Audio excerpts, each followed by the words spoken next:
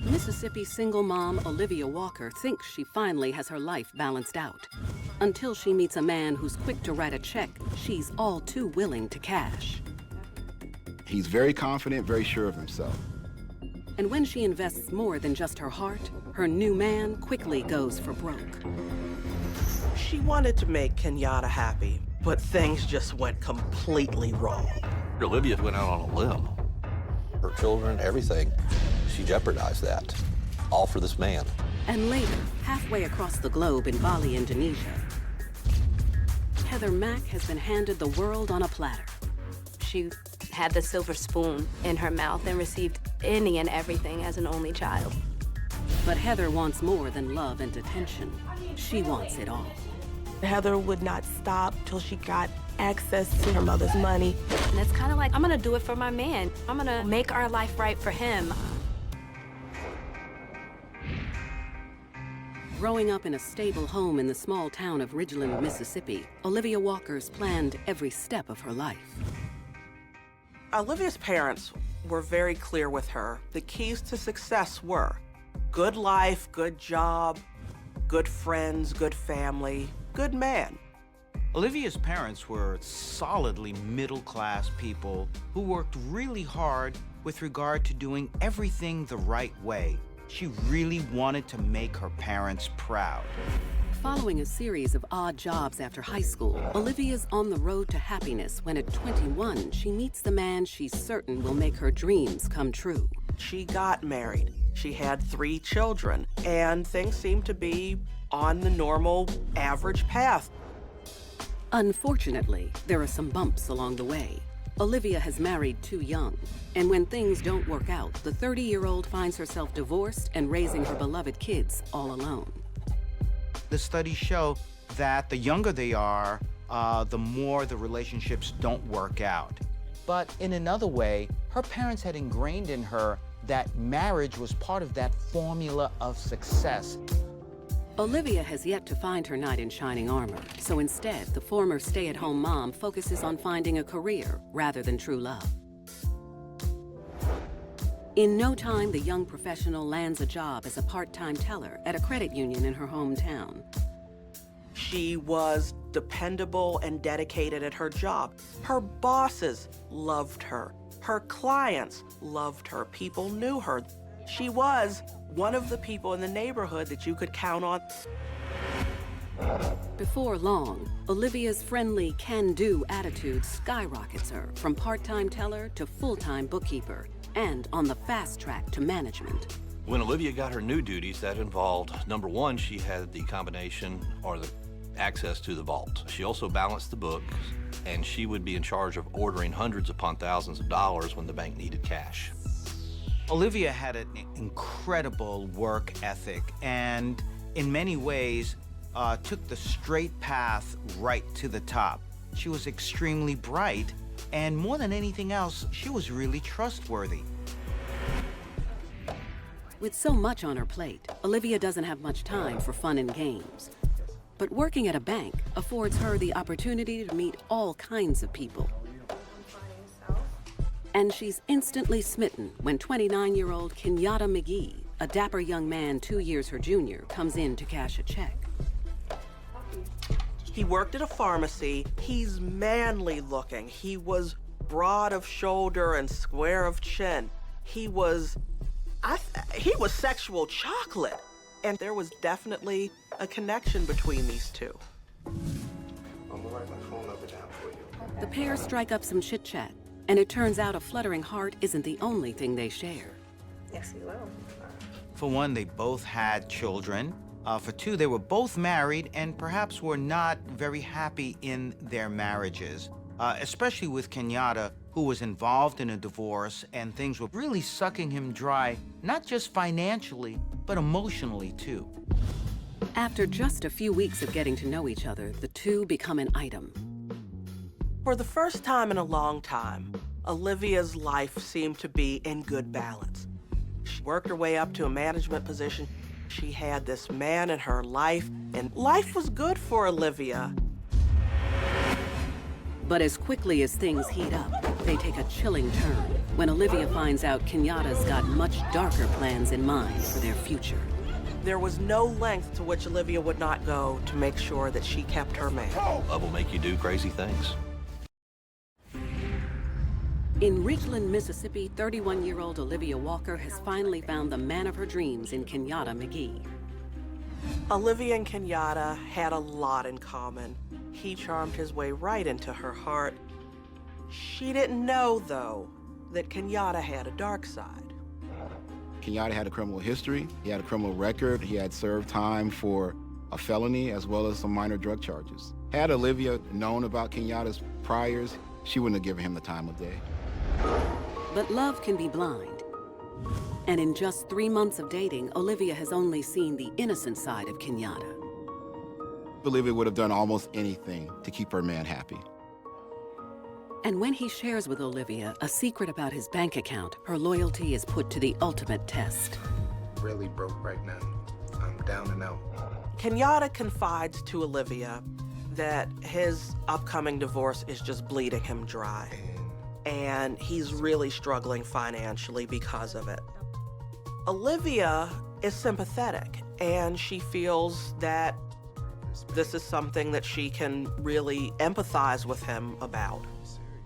We can both start new lives. But her wheels really start spinning when Kenyatta hints at the unthinkable, claiming a quick payday would give them a clean slate. I got something to say. Kenyatta then suggests that, well, perhaps Olivia should get money from the bank that Olivia works at. That we can rob this bank, and nobody would know. He made it sound like this would be a victimless crime. Nobody would be injured. It's gonna be okay. I got the plan. Although they've only been dating a few months, dollar signs form in Olivia's big brown eyes. And even though she has more at stake than Kenyatta, love prevails as she signs off on his sordid scenario. She had 3 children to consider. She had her reputation in the community to consider. Olivia's not interested in turning to a life of crime, but Olivia is interested in Kenyatta. And Kenyatta's got her on the hook. It's not unusual for someone to commit a horrible crime, even though they don't have a criminal history or a criminal past, and they'll do it out of love.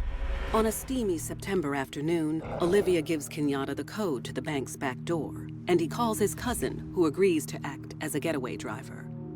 With the arrangements made, they put their plan into place. On this particular Tuesday, Olivia was scheduled to close with an employee that she herself had trained. Around 6 o'clock, the women count their drawers and exchange friendly conversation. Meanwhile, Olivia slyly heads to the drive-through window to cue Kenyatta, who's hiding outside. The signal for Kenyatta to come in was when Olivia opened the blinds. So once she opened the blinds, at that point, Kenyatta exited the vehicle and went and used the code and entered the bank. The women make their way to the vault to balance the nightly books. That's when a masked Kenyatta sees his opportunity to strike as Olivia gets herself ready to take center stage. Give me the code! He surprised them and forced them to the ground. Olivia became hysterical and started screaming and screaming, and the robber at that point put duct tape over Olivia's mouth to keep her quiet. Stacy was definitely afraid for her life. Kenyatta pulls some handcuffs from his toolbox and hog-ties Stacy. As they rehearsed earlier, he then turns his attention to Olivia. Olivia is handcuffed in a similar fashion. However, he left one of her hands free so she can manipulate the vault doors. With the women secured, he pulls out a can of spray paint and blinds each security camera with a coat of lacquer. They planned this out to the most intricate details. You can almost say that they were obsessive compulsive in the way they just put every single thing together. Give me the code right now, okay? After some aggressive play acting, Olivia gives up the digits to the vault. Once inside, Kenyatta marvels at the stacks of cash piled high above his head. The denominations were 20s, 10s, 5s, and 100s. He had brought along with him in his box of tools large garbage bags, the kind that people would use to put leaves in if they were raking their yard. And he filled those bags with those bills. He then hurries through the same door in which he entered, where his getaway driver has been waiting.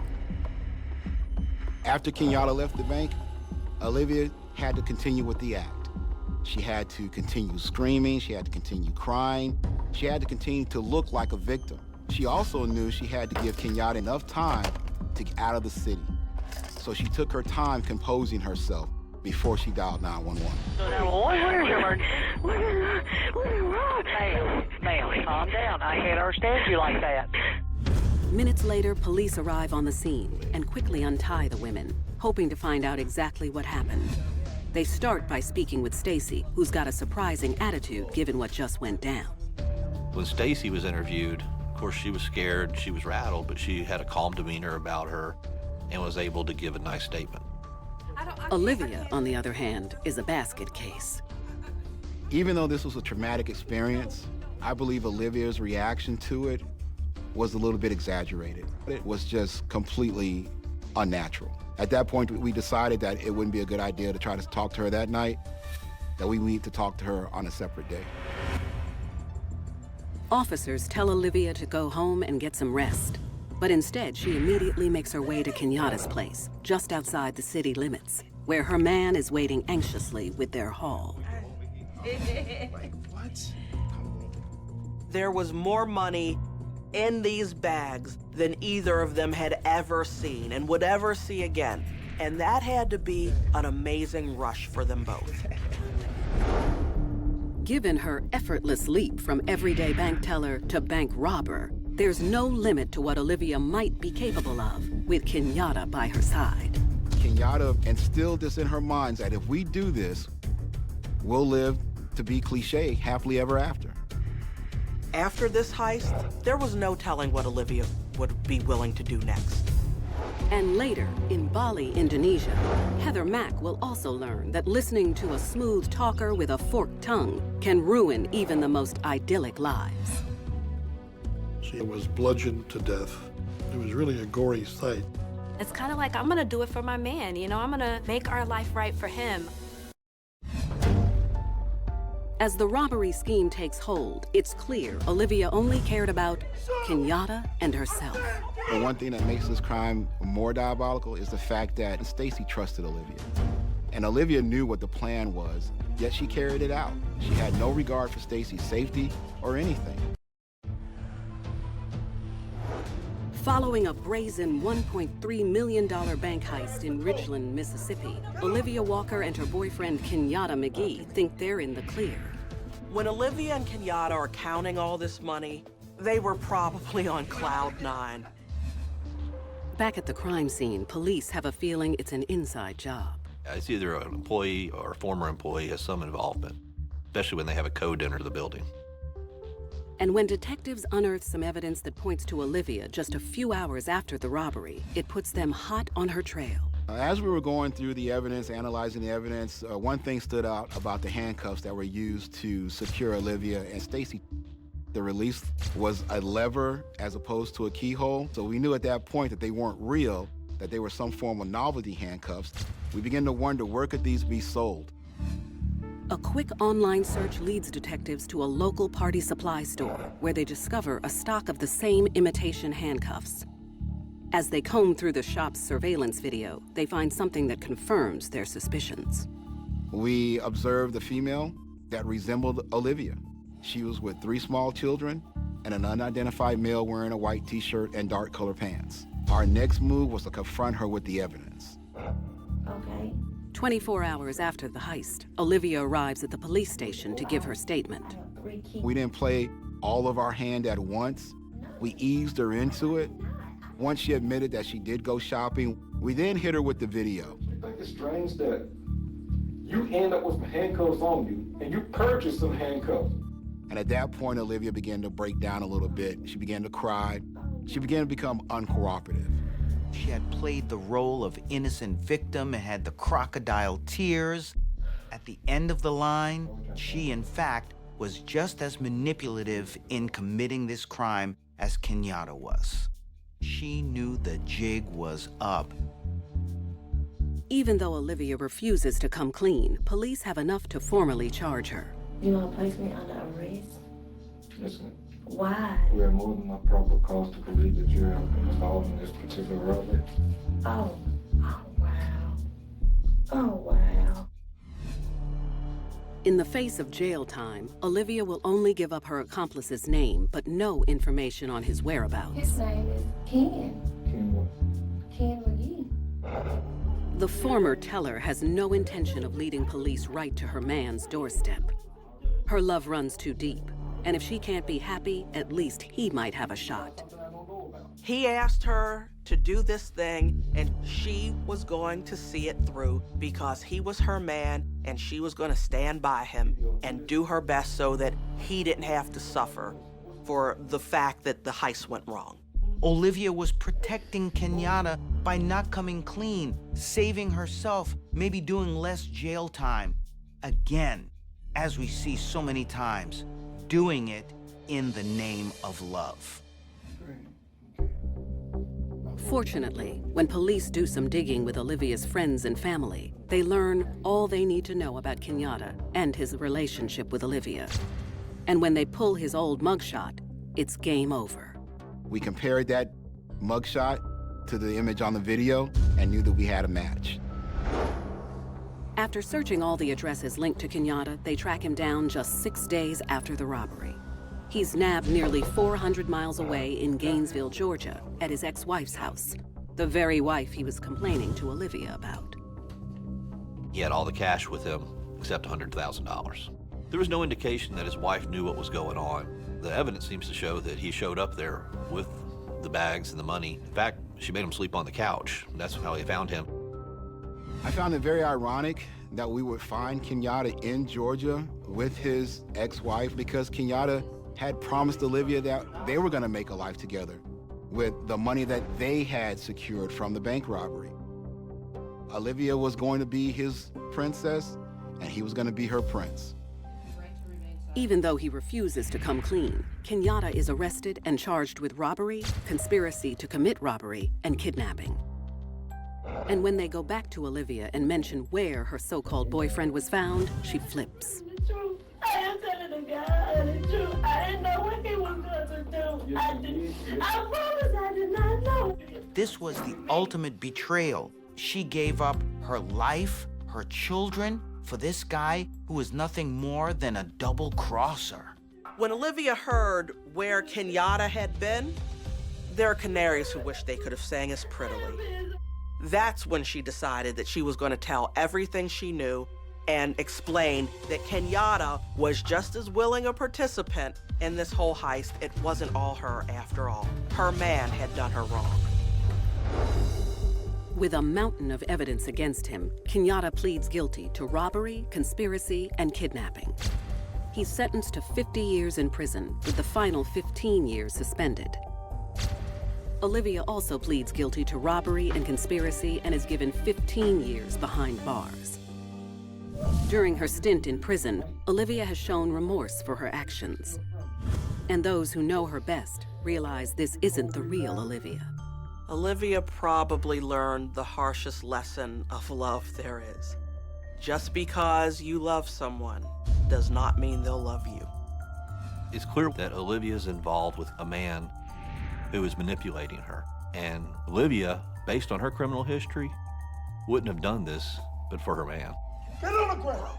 She wasn't remorseful the night that she watched Stacy get hogtied and shoved around. She wasn't remorseful at the time she came into the station and continued to lie to the detective. I am telling the God the truth. I didn't know what he was going to do. I promise I did not know what he was. I think she's remorseful now, though.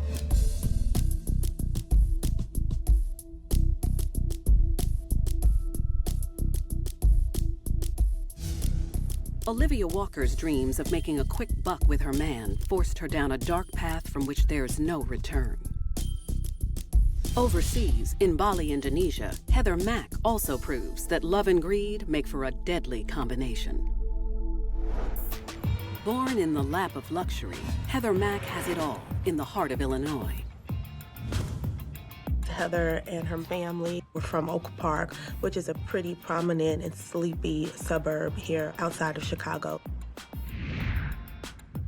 As a child, she always had a solid relationship with her mother, Sheila, but it's her daddy, James, who makes her heart sing. Heather's father was a well-known jazz composer, and he had made a good bit of money just from his compositions and from his musical career. She adored him. He was everything to her. Her entire life revolved around him. He'd be at the piano, and he'd have his little girl right next to him seated on the piano, trying to show her what he was doing. With enough wealth and connections to last a lifetime, Heather's future is full of possibilities.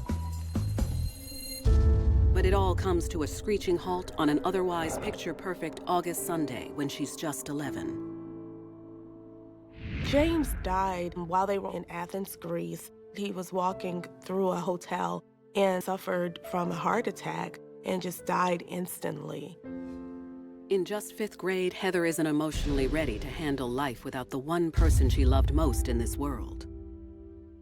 With Heather being Daddy's girl, that was extremely traumatic for her. When a young child loses a parent, first of all, they're alone, they're scared, it's hard for them to trust other people, and therefore their maturation becomes completely skewed. Fortunately, he left behind a large estate for his family to get by.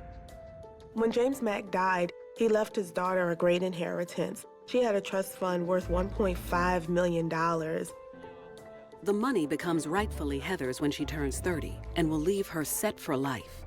But until then, moving on without James is harder than either she or her mother could have imagined. Heather's relationship with her mother following the death of her father immediately started to unravel, started to deteriorate. And the final straw comes when Mom decides to trash some of James's things, including his original sheet music. She was so busy. I mean, the house was enormous, and it had tons of stuff, so she just said, I'm going to throw it away. It kind of gave this image to Heather that, okay, he's not here anymore, just, get rid of him. It's disposable. Your father is disposable. Oh, come on, throw it away. This was the ultimate slap in the face, because not only was she tossing out his possessions, she was tossing out the most important memories that Heather had about her father, and this caused Heather to really act out. There were conflicts about whether Heather was attending school, whether she was taking school seriously, and that Heather wasn't taking instructions from her mother. Are you serious? Yeah. But the real damage from James's untimely passing won't be felt for many years to come, when Heather puts a new man at the center of her world. Heather was always trying to irritate Sheila, always. Association with this guy raised the ante. You need to have some more respect, young lady. She's doing it for her man. It's all in the name of standing by your boyfriend. In the wake of her father's death, Oak Park, Illinois youngster Heather Mack is forced to enter adulthood without her best friend and role model. He was her everything. It was like her teddy bear and, her protector and the person that she could relate to. As a single mom, Sheila does her best to keep Heather grounded. But as she approaches Sweet 16, the more Sheila tries to reel her daughter in, the more Heather lashes out. She began in the beginning just to stay out a little bit later than she should have. Then she began taking the family car, leaving Sheila not knowing where her daughter was with the car. From there, Heather's self-serving attitude only escalates. The sophomore decides to drop out of school and embrace her inner wild child. Heather was looking for fun, looking to use drugs, looking to have sex. She was hanging around with a bad crowd. And before long, Heather brings her nasty side home. There was just a lot of chaos within that household. The police were called there 86 times in order to resolve disputes or take police reports because she was missing or deal with some type of conflict. Sheila called me up at one point, and she was on the verge of tears and told me that my daughter's just going crazy. She's hitting me.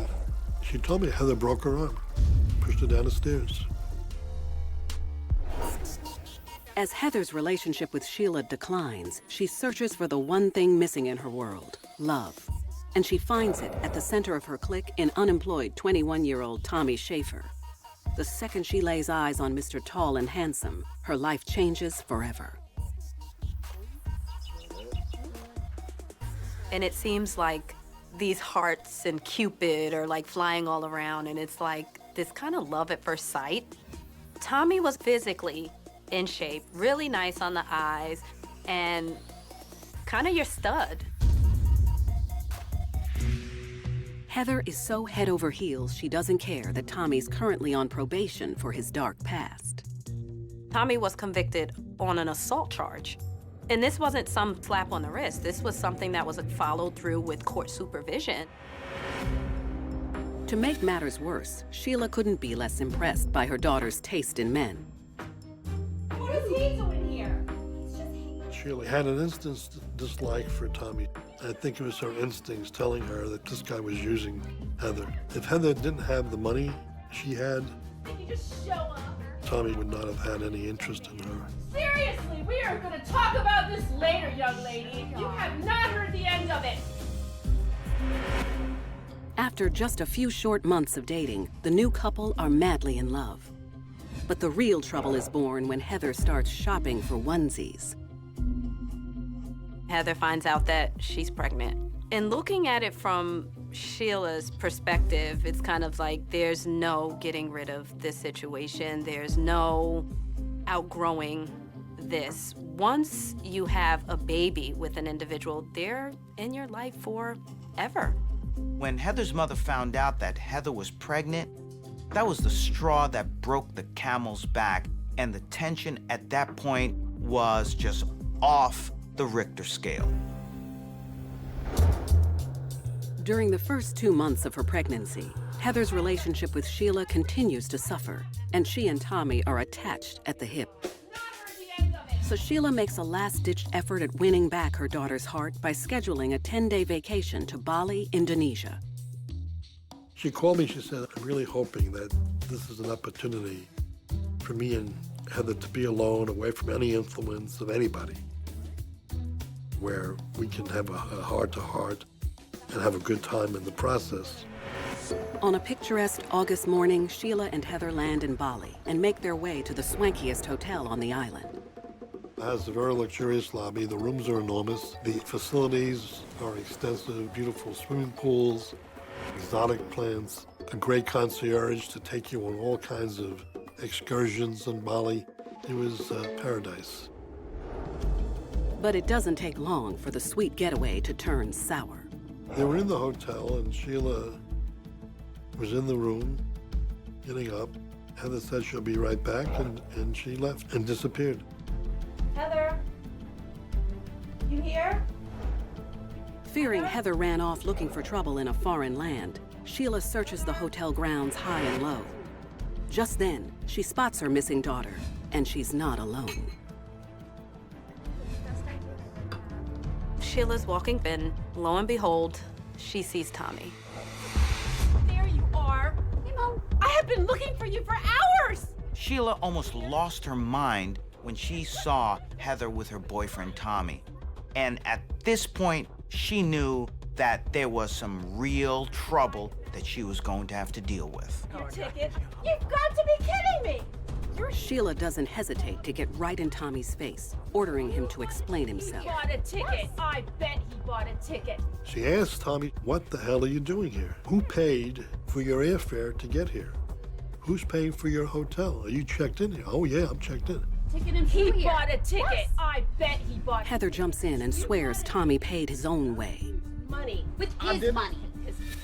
But when Sheila calls her credit card company, the truth comes out. $12,000?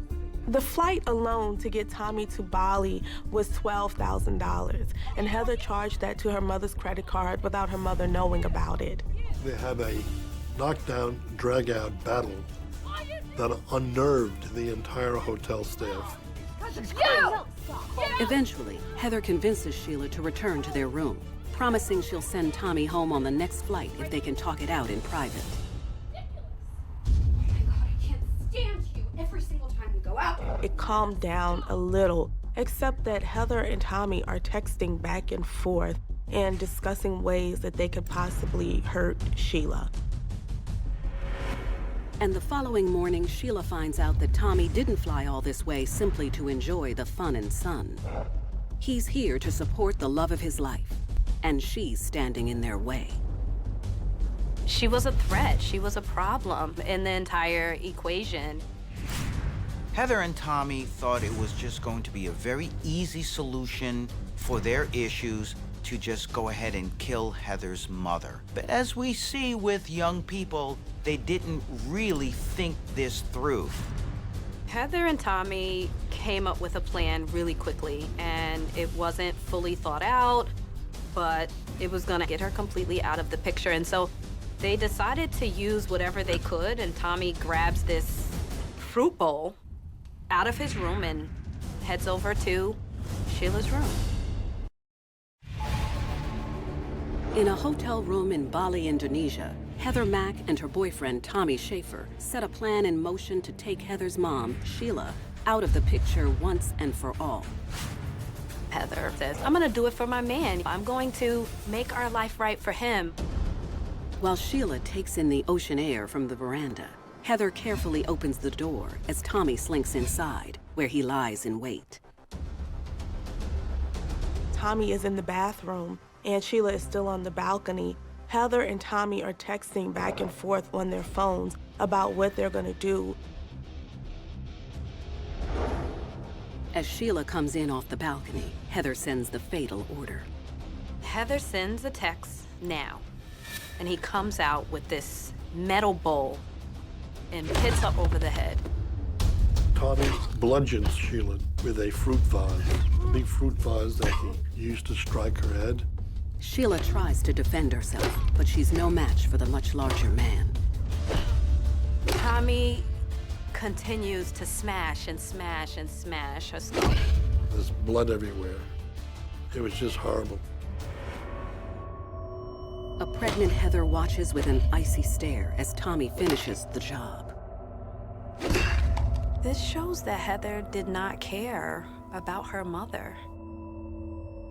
That anger and frustration that she carried all the way from 11 years old still remained and got mixed up and morphed and turned into something very cynical and twisted. The frenzied attack is over in a matter of seconds. All that remains is Sheila's lifeless body. Her bloodied mother's body, whose skull was bashed in, whose fingers were broken. It was too horrible for viewing. They were cold and calculated in their actions. And for Heather, certainly she had built up such resentment, anger, and hate towards her mother that it was easy to act by instinct. Eager to cover their heinous crime, Heather and Tommy weigh their options and decide to stuff Sheila inside one of their large, hard-shell suitcases. The body was too big, so Tommy had to press down on the top of the suitcase, almost like a stack of t-shirts, in order to press her body and zip her body up into this suitcase. What was really sickening about it, it was the indignity of not only being murdered, but being stuffed into a suitcase as if you were dirty laundry. I mean, it was awful. Now that Sheila is gone, Heather and Tommy are free to be together forever. With the unholy package ready for delivery, they call the front desk and prepare to check out. They bring it out to the front entrance and hail a taxi cab. Tell the cab driver to open up the trunk. They lift the suitcase into the trunk and close the trunk. They tell the cab driver, we'll be right back. Instead, they slip into a different cab, headed for another part of town. The two go to another hotel just a few miles away that they had checked into using their real names and using Sheila's credit card. Nearly 2 hours pass as the taxi driver waits patiently for the couple to return, but they never come back. When they don't return, he talks to the hotel officials. They decide to unload the suitcases. That's when they start seeing blood leaking from one of the suitcases. Without hesitation, the hotel manager notifies authorities, who rush to the scene. And as they carefully unzip the luggage, they're disturbed to see Sheila's remains spill out on the driveway. Even if you're a veteran police officer, it's still pretty shocking to see this bashed-in body, this blood everywhere. It was just horrible. I think that hotel staff found out pretty quickly who the victim was, that it was Sheila, and checked the victim's room. And at the time, Heather and Tommy were pretty much nowhere to be found. By all outward appearances, the murderous lovebirds think they've pulled off the perfect crime. Their plan was to leave Bali the minute they could. Will police nab the couple before they disappear for good? And it's kind of like this young Bonnie and Clyde. They didn't care about what happened because now they could finally be together. Before Tommy made it to Bali, Heather tried finishing off Sheila herself by spiking her mom's iced tea with sleeping pills. Sheila fell asleep, but she survived the overdose and didn't have a thought about it afterwards. Either Heather didn't give her enough, or they didn't impact on Sheila the way Heather thought they would. Heather Mack and her boyfriend Tommy are on the run and hiding out in a local hotel as investigators discover Sheila Mack's mangled body. Heather and Tommy must have had some sort of nervousness knowing the gravity of what they did. They probably self-medicated by just concentrating on their love. Across town, police are putting the sordid puzzle pieces together. Everybody knew who they were. It's just a matter of where did they go and are they still here? I have been looking for you for hours! They had saw Tommy, Heather, and Sheila arguing. I bet he bought a ticket. In addition, Heather and Tommy had hailed a cab that picked up the body. News of the death of an American in Indonesia spreads across international and local media like wildfire. And just 24 hours after the news hits, police get the break they've been hoping for at the hotel where Heather and Tommy are holed up. Owner of the hotel discovers that the two people who just checked in are the two people the police are looking for. He calls the authorities and tells them, I think your two people that you're looking for are in my hotel.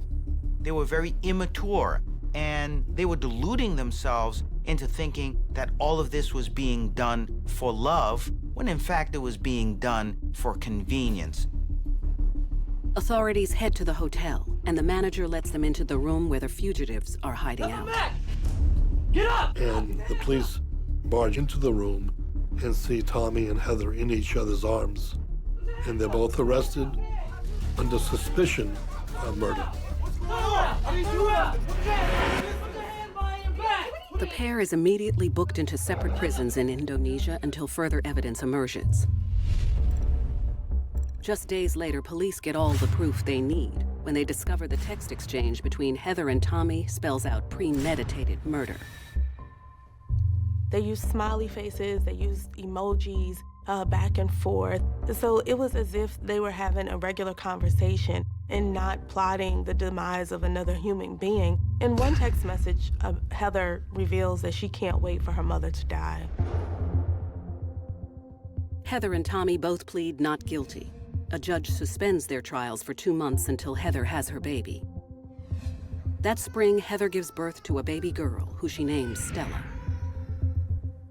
And Stella has become a point of controversy because Indonesian law allows for the mother of an incarcerated individual to raise her baby for 2 years in her cell. The child, after the 2 years, has to be placed in the care of a family member if they're able to take on the care for the child. If not, the child ends up in the foster care system. U.S. authorities have no jurisdiction over Balinese law, so the pair stands trial separately in Bali, 9 months after Sheila's murder. Tommy is found guilty of first-degree murder, and Heather of assisting in first-degree murder. Showing mercy, a judge sentences Tommy to only 18 years in jail and gives Heather just 10. The prosecutor recommended a relatively lenient sentence for Tommy because he's been polite. And Heather got a very light sentence because they viewed her as having been remorseful, which is completely contrary to the facts. Heather's life started in this beautiful, peaceful suburb where she was raised under pretty higher middle-class standards. Now her life has ended in a prison in Bali. Despite her skillful acting job in court, Heather has never offered an apology for her actions. I knew Sheila for 32 years. She was a close friend of mine. I mean, it was awful. This is a young woman who killed her mother to ultimately be with her man. It just goes to show that being young and impatient can have some dire consequences. It cost Heather her freedom, but more importantly, it cost Sheila her life.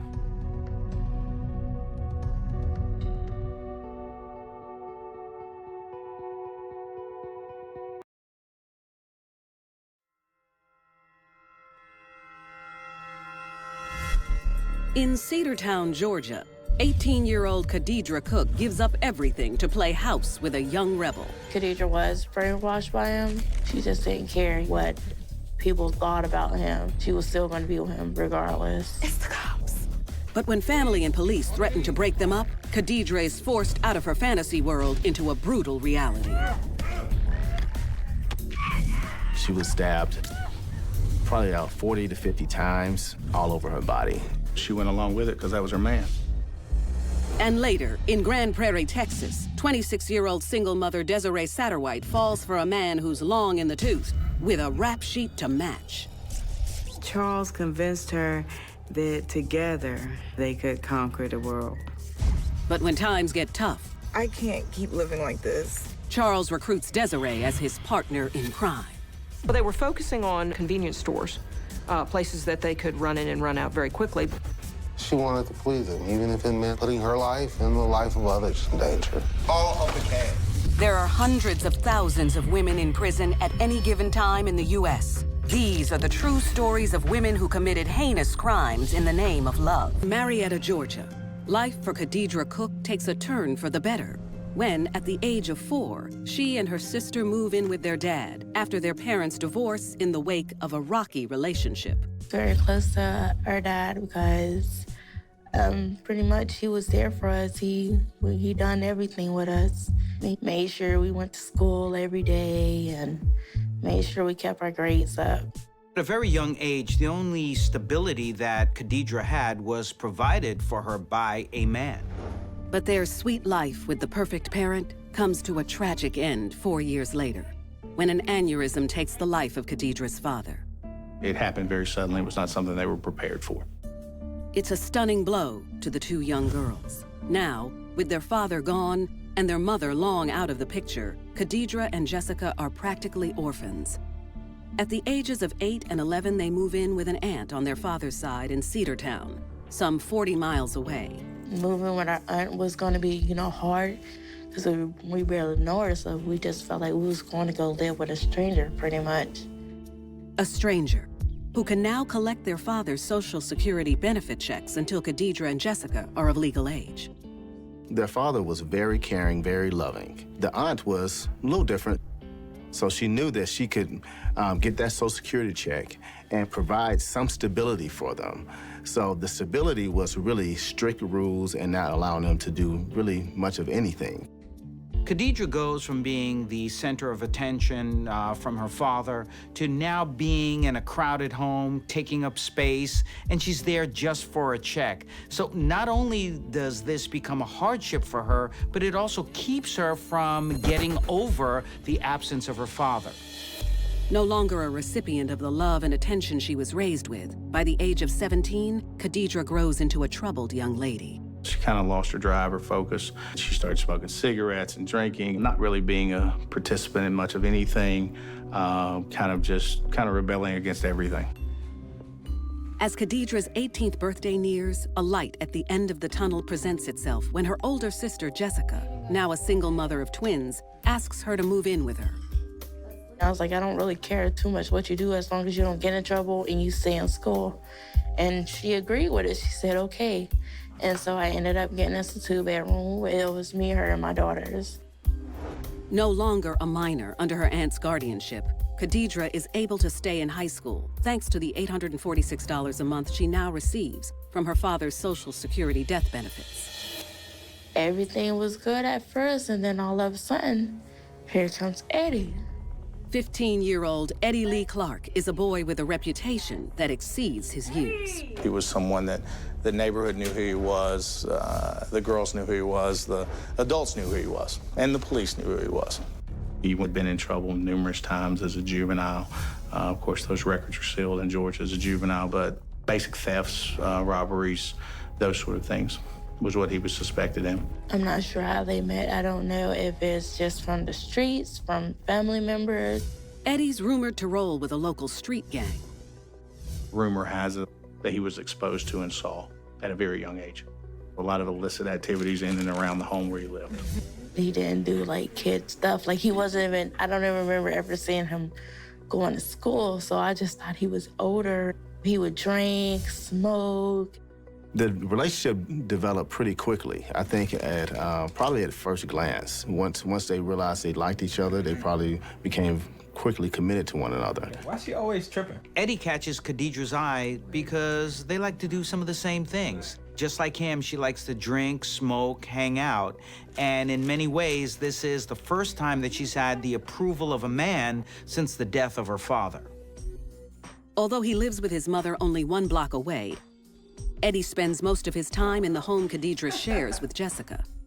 It didn't really seem like Eddie's mother was concerned about what he did because she ended up kicking him out. I don't know what was the reason why. So my sister ended up letting him stay with us, and I told her, no, you know, that's not a good idea. Don't you have somewhere else to be? Jessica! But Eddie stays anyway. Although Khadijah's only known Eddie a few weeks, having him around causes everything else in her life to fall by the wayside. Even school, which Khadijah drops out only 4 months shy of graduation. Neither of them had a job. Eddie was too young, and Khadijah pretty much subsisted on the money from her father's death. This was the first time a boy really bonded with her to the extent that she lost sight of self, ignored school, ignored family, ignored everything. The days pass uneventfully for the couple, until Eddie goes too long without checking in with his probation officer, and the police come looking for him. He had violated probation, and I believe his mother said, yeah, this is where I last saw him, and pointed toward Khadijah's house. Okay, well, he's actually in violation of his probation. But Eddie isn't at Khadijah's house, and neither is Khadijah. For Khadijah, playing hide and seek from the cops with Eddie may seem like fun and games, but it will lead her down a dangerous path with deadly results. She didn't die initially, so he just kept stabbing her over and over again. Khadijah was a participant in whatever Eddie wanted, and she went along with a smile on her face. In Cedartown, Georgia, 18-year-old Khadijah Cook is hiding out with her 15-year-old boyfriend, Eddie Clark, wanted for violating his probation. Eddie had a juvenile record. I think his mom reported him running away from home. With eyes and ears on the street, Eddie gets word that the police are looking for him. Do you see him? Khadijah and Eddie kind of went on the lam for a few days. They were staying in an abandoned home in the same area where they could see the activities, the comings and goings. The young lovers return to the apartment Khadijah shares with her sister once they think the coast is clear. Which that wasn't the case, and police came and picked him up. It's the cops. And sent my sister to jail. Khadijah's done nothing wrong. But she's already lost one man in her life, and she's not going to lose another, so she's going to go along with whatever he says. The next morning, she is released, under the provision that she can no longer have any unrelated minors in her home. It wasn't anything she was prosecuted on. It was simply, hey, don't do this again. You're harboring this guy. We could lock you up. Life returns to normal for the Cook sisters for about a week. Until Eddie is released from juvenile detention sporting an ankle monitor.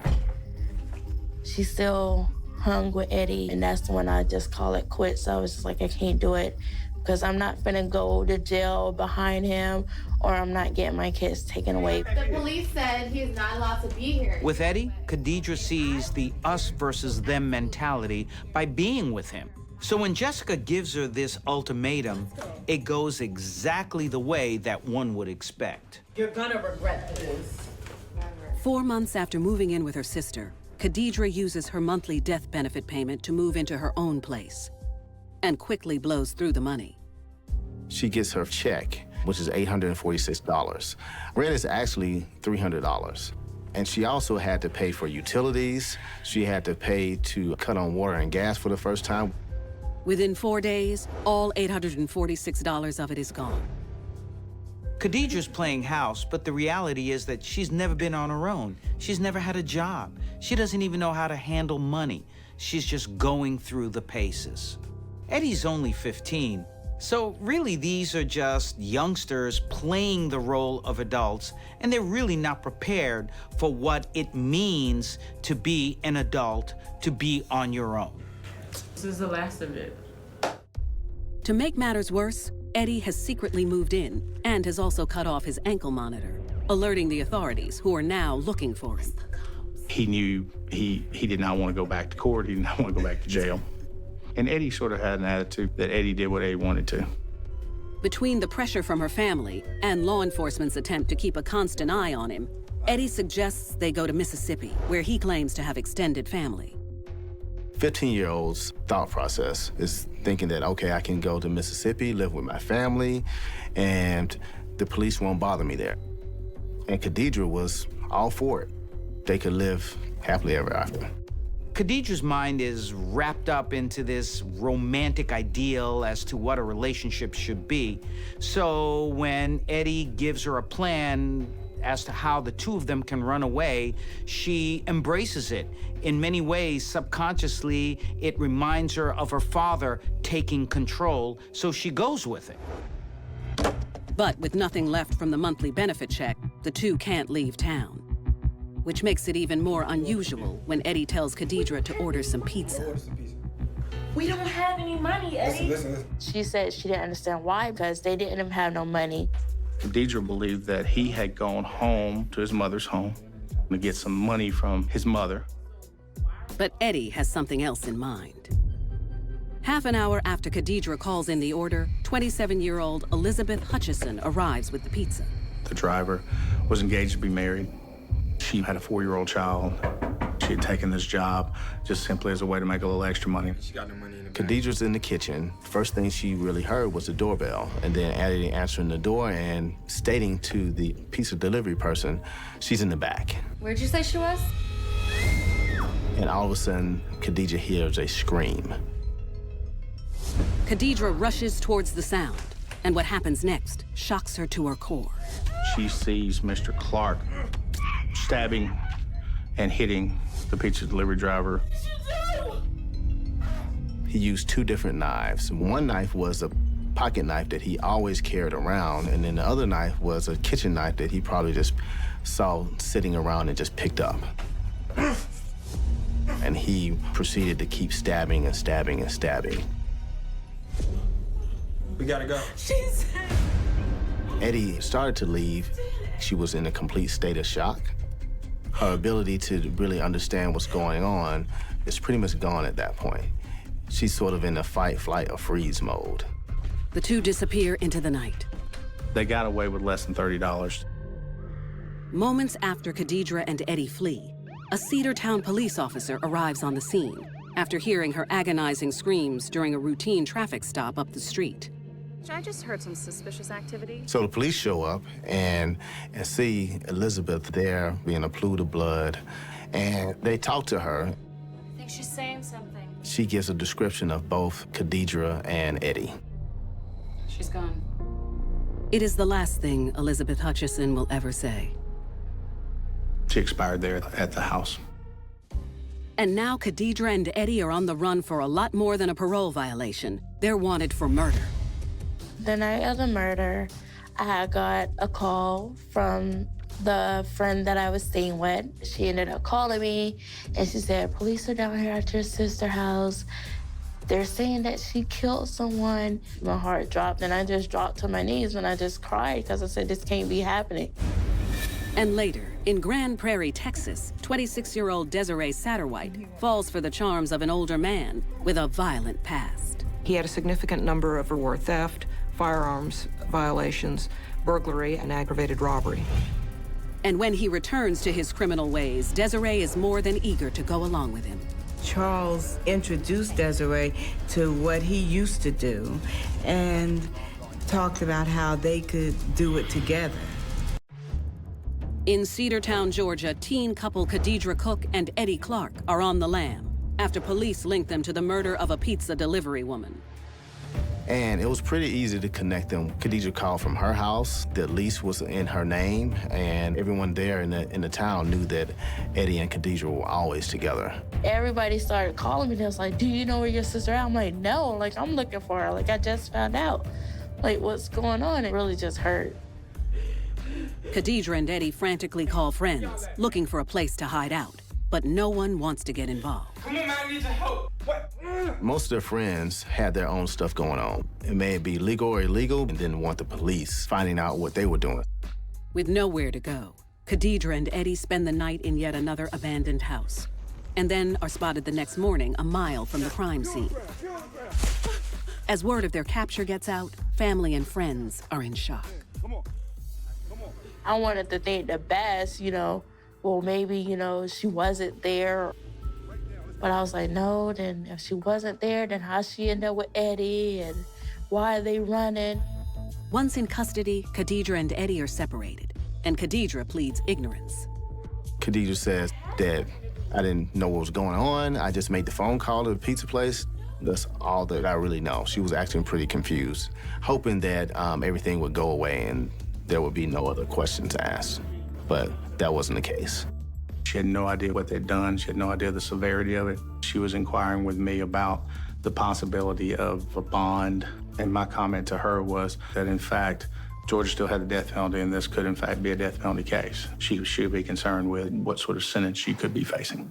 Khadijah is in denial. Yes, of course, she called for the pizza delivery, but she didn't rob the person herself.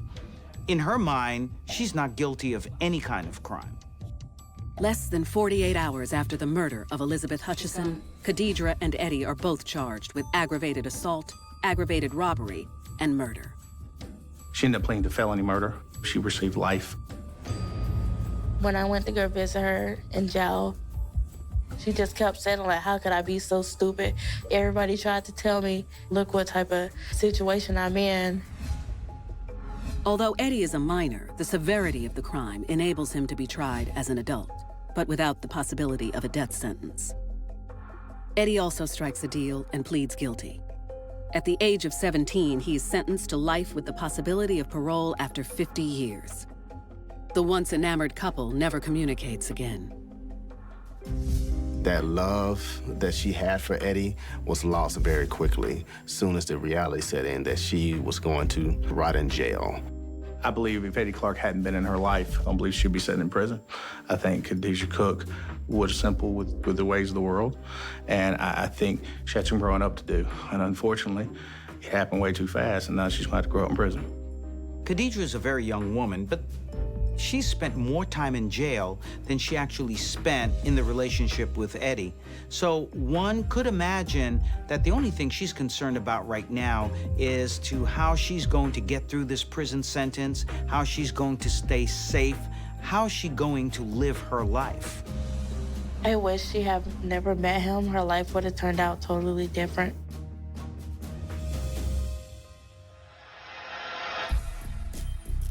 Khadijah Cook sacrificed the unrestricted freedom of adulthood for the love of a teenage boy. In Grand Prairie, Texas, Desiree Satterwhite will turn her back on the people who love her for the chance at happiness with an older man. Desiree grows up in Grand Prairie, Texas, in the perfect home life, with the kind of parents every kid sees on TV and wishes they had in real life. Whether it was navigating through school, life, teen years, or whatever, she had her parents there for her, giving her support. Her parents were attentive. Her parents cared about her. Her parents loved her. Even after, at the age of 14, Desiree gives birth to her first child, and she doesn't know who the father is. She began associating with young men that perhaps weren't doing what they should have done. And she liked the bad boys. She liked the excitement of it. Sometimes, influences get the best of people. No matter how hard parents try, children can go the wrong way, make mistakes. That's what childhood is for. With her parents willing to take on some of the responsibilities that come with being a teen mom, Desiree graduates high school, but bounces from one dead-end job to the next. At the age of 23, after another failed relationship, she gives birth to her second child. She was pregnant again, and once again, she was left without a father for her children. And frustrating for her, but luckily for her, she had her parents to help her. Too much support and too much permissiveness might have the opposite intent. And for someone like Desiree, instead of using it as a springboard towards success and achievement, instead it pushed her more towards complacency. For a single mother with 2 children to support, a life means a job. That's when a family member mentions an opening for a receptionist at the local welfare office. It was her mom who introduced her to the possibility of working at the welfare office, and it was a job that her parents could be proud of. Desiree takes to her job immediately and becomes a welcoming sight to those in need. Hi, how are you? Seeing her smiling could make all the difference in the world for them, and I think she realized that. But after a few months on the job, Desiree's smile hides her feelings of boredom, until the day her routine is broken up by the arrival of 48-year-old Charles Camp, a man down on his luck. Just sign right here. He was handsome, charismatic. In addition to those beautiful eyes, you smell nice, too. Charming, confident. He's just having a bump in the road right now. Desiree is intrigued by the much older, smooth-talking Romeo, whose surface appeal hides a violent and criminal past. He had a significant number of arrests and convictions for theft, firearms violations, burglary, aggravated burglary, and aggravated robbery. Miss Desiree? Yes. And after his most recent prison stint, the Kansas native has relocated to Grand Prairie in search of a fresh start. He was living with his sister. He had family here. So if he was seeking to leave the Kansas area, this would be a natural place to go. But once he meets Desiree, instead of a fresh start, he'll find a partner in crime. She was pumping him up as her Clyde, and he was pumping her up as his Bonnie. In Grand Prairie, Texas, 26-year-old Desiree Satterwhite is drawn to handsome stranger, 48-year-old Charles Camp, a man who, unbeknownst to her, has a violent criminal past. Charles was a career criminal. He committed a string of crimes. He had been in and out of jail all his life. Desiree came from a very good home. She had a very loving father. So to meet someone like Charles, who's an older man, she sees the best in him right away. She becomes like putty in his hands. Miss Desiree? Yes. Several visits later, Charles starts looking forward to more than just his welfare checks. Charles knew what he wanted, and he saw it in Desiree. And so he started courting her at work. And he was persistent, and that was flattering to her. What are you doing here? Just a few weeks in, the two begin a passionate affair, spending almost all of their time together at his sister's house where he's staying. After seeing Charles for almost a week, Desiree brings him home to meet her parents. The meeting doesn't go as well as she hopes. How did you two meet? And her mom, dad didn't understand and did not welcome Charles's intrusion in her life. 48.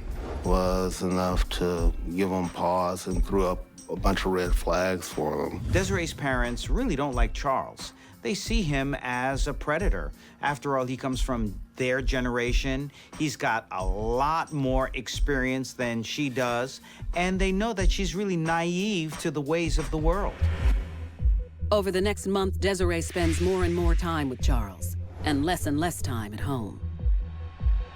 She still had contact with her children, but they primarily lived with their grandparents during that period, but mostly she stayed with Charles and she avoided her parents. It had to be disheartening for Desiree's mom and dad because here she was so easily swayed and just running off and literally forgetting her children. Desiree had children when she was very young. In fact, when she was just a child herself. Desiree never had that freedom that comes with being a youngster, being a teenager.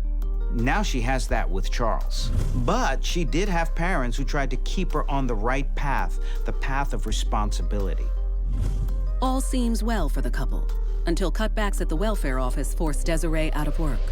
We're having cutbacks and we have to let you go, I'm sorry. All of a sudden, she lost her job. They no longer needed her services. You have to let me go. And here she looks at Charles. What are we going to do? I lost my job. Desiree's uncertainty is compounded by the fact that Charles has not been able to find employment because of his criminal record. Charles, like so many others who are released from prison, oftentimes find themselves, they're going out searching for jobs. And on the application, it asks that question, and that question is one that a lot of employers shy away from, and they will turn you away. And he was turned away. When Desiree's parents learn of their daughter's plight, they try to intervene. They're telling her, come home, get your life together, we'll help you. And that's not what Desiree wanted. Desiree, if it were a choice between choosing between Charles and the comfort of her parents' home, she would rather be with Charles. Let's go. Let's go. Madly in love and not wanting to be a burden on either of their families any longer, the two take up residence in Desiree's car until they can figure something out. Living in a car, very uncomfortable, and it starts not only to wear on them individually, but wear on them as a couple. 2 nights later, Charles tells Desiree he thinks he has a solution. Get some cash, okay? Babe, you gotta eat. You gotta figure out a way to make some money, and it had to be pretty quick. He revealed information about the robberies, his past. I doubt that he told her about how lengthy his history was. I don't think he was ever truly honest with her. Charles portrays himself to Desiree as a total victim of injustice, of society. Sort of like a Robin Hood type who robs from the rich and gives to the poor, but all in all doesn't really want to be involved in illegal activities, but has no choice. He's got to survive. And Desiree loves this man, is enthralled by him, and trusts him.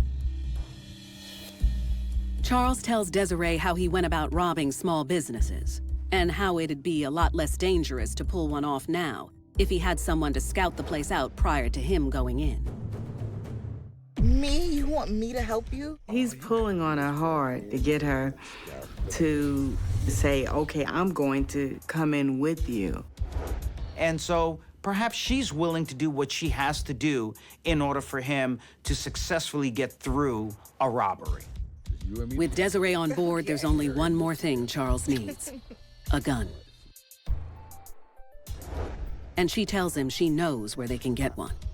Desiree started injecting her thoughts and her ideas on how they could make this life of crime work, if you will.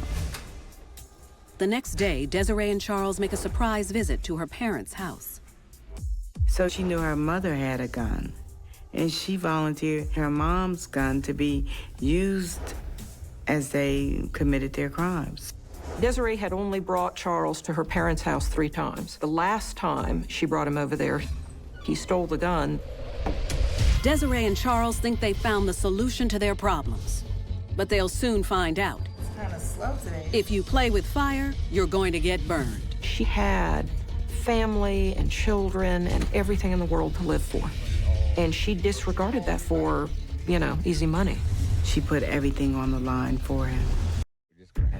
26-year-old Desiree Satterwhite and her boyfriend, 48-year-old ex-convict Charles Camp, are homeless, jobless, and living in their car in the Dallas-Fort Worth area. That's when her man tells her he knows how to get some quick cash by hitting small shops. I absolutely think that there was an attraction to that lifestyle. I think she perceived it as being romantic. She perceived it as being exciting. I think Desiree, in her heart of hearts, was a risk taker. And I think she had a good time with this. And I think that she perceived Charles as being powerful. Later that afternoon, the duo makes their debut score. The first location that they went to, that we have evidence of, was a sandwich shop in the city of Fort Worth on Maurice Avenue. It was located in a strip mall. Desiree goes in and stakes the place out. It's kind of slow today, isn't it? Talk to the clerk, maybe look around, come back out, tell them how many people were inside. She's seen that no one's here, there are no customers. And so, he goes into the store, and while he doesn't fire the firearm, he does brandish it and demand all the money. For 20 minutes till I'm long gone. The clerk hands over the cash and the robbery goes off without a hitch. Desiree and Charles flee with their take, a little over $100. It's barely enough to get them a hotel room for the night. They weren't living high on the hog at all. They had enough money at the end of the day to get a room and some food and gas. You would think that maybe they went out and partied and had a good time, and actually they took care of business. They wanted to eat, and they paid the car insurance. It was their home. They needed to have it secured, but that money was gone. It wasn't much, so it was gone quickly, and they needed to come up with more, and there you start hatching the plans for more robberies, more victims. A fantasy the two turn into a reality in and around the greater Dallas-Fort Worth area several more times. Desiree had an opportunity to make the right decision. She could have gone home to her parents and to her children in a normal life. But instead, she decided to stay there and abet that particular situation. Most likely because it was for her love for Charles, and just as important, the fact that this was so exciting. It brought a new meaning to her life. As usual, their spoils are only enough for essentials and an occasional hotel room. And this is the big payoff. This is a reward for all the work that they've done, all the crimes that they've committed thus far, just to be able to sleep in a bed. Over the next 6 days, Charles and Desiree keep their heists going. They were spacing them out geographically as they committed more offenses. I'm not positive even that we know all of the offenses they committed. I think Desiree and Charles believed as long as they kept going to different jurisdictions and doing robberies in different cities, that they could keep hopscotching their way across Texas, and that way they could roam around. And the more places they rob, the more it becomes equal part necessity and equal part thrill. You got the idea that they felt invincible and that they were feeding off of one another's energy. Desiree saw this man as her knight in shining armor, and she was his ride or die chick. Desiree and Charles are caught up in their own world, in their own fantasy, in their own reality. For them, it's day-to-day, robbery by robbery. Then 11 days into their spree, Desiree and Charles are so desperate for cash, they return to the scene of their first crime, to rob another store a few doors down. And that turned out to be a mistake for them. It put them in a location where people could compare notes and identify them. In addition, the new location is also a lot more high-tech than the first one. That store had a beautiful video surveillance system. So when they left the store, we had wonderful video footage of their faces and Desiree's car. Desiree and Charles don't know it, but their images have made their way across all the local jurisdictions, and a manhunt ensues. The police were working together once they determined that there was a pattern here. And when Desiree and Charles try their luck in Dallas, their luck will finally run out. 29 to dispatch. When they were stopped by the police, the firearm that was used to commit the offenses was in the car. She and Charles were in this together. They quickly reached a point of no return. In Grand Prairie, Texas, Desiree Satterwhite has been enlisted into a life of crime by her ex-con boyfriend, Charles Camp. The two are suspected of the armed robberies of 8 businesses in just 11 days. And police from 4 jurisdictions are hot on their heels. You got the idea that they felt invincible and that they were feeding off of one another's energy. She was supporting him and lifting him up. A Be on the Lookout is issued, featuring pictures and detailed descriptions of Charles, Desiree, and Desiree's car. Desiree and Charles were oblivious to the fact that police were putting the pieces together and they were ready to pounce, really, at that point. It was only a matter of time.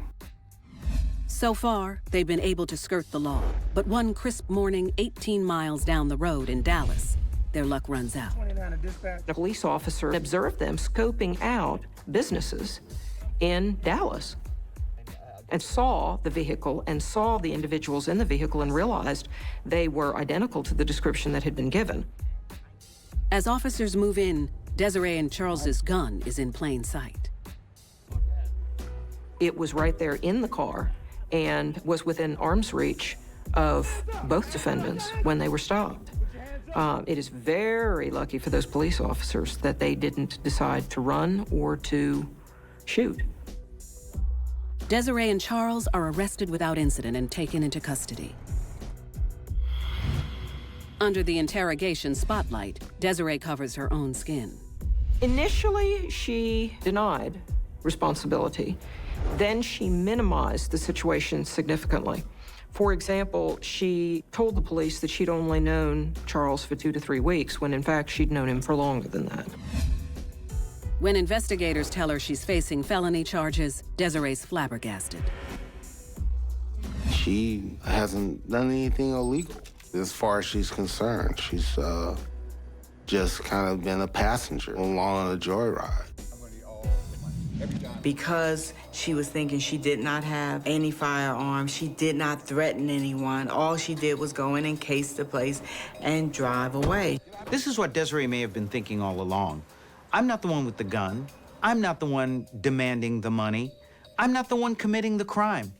But the fact of the matter is, she was involved in a crime. Eventually, she started conceding that she had done things that made her a party to the offense, but she attempted to suggest that she didn't know what was going on. When that didn't work, then she tried to suggest that Charles had coerced her or forced her in some fashion. After a period of time, she did concede that she had assisted in the commission of the robberies, and she described her own conduct.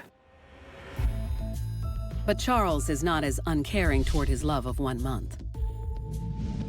Knowing Desiree has her whole life ahead of her and children to take care of, he falls on his sword for her and tries to absolve her of any involvement. Charles painted a picture of Desiree as not being culpable. He made her seem like she was innocent and it was all him.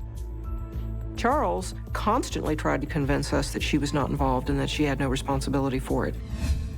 But despite Charles's best efforts, prosecutors charged Desiree with the same charge as him: 3 counts of aggravated robbery with a deadly weapon. Desiree was very much an active part in the commission of this crime. The car was hers, and all the evidence points to the fact that she was the one driving. Then she would go in and make sure that the times were ripe for an aggravated robbery. Like it's showtime. Prosecutors offer Desiree a deal, a 16-year sentence if she pleads guilty. She rejects it. I think that she thought, because of her lack of criminal history, and that she was young and pretty and not very threatening appearing, I think she thought that she could kind of get away with it. Her parents are crushed. They want Desiree to accept this deal. They want Desiree to be part of their lives and to have a normal life. But once again, she turns her back on them. Desiree goes on trial a few months later. After an 8-day trial, the jury takes less than 20 minutes to find Desiree guilty on 3 counts of aggravated armed robbery. She is sentenced to 40 years in prison. Charles, on the other hand, his long record played against him in a big way. He was sentenced to life in prison. He's never going to stay outside of a prison wall during his life. Charles' past came back to haunt him, and now he's paying the price. Desiree may not have had a past like Charles, but now she's paying the price by not having a future. Desiree has a lot of lessons to learn, but they're not going to come immediately for her. She's missing a lot of time in her children's lives and her parents. 40 years, her parents could be gone by the time she gets out. And then her and Charles will never be together again. Desiree had parents who cared about her. She had a good support system. Didn't have to be this way for her.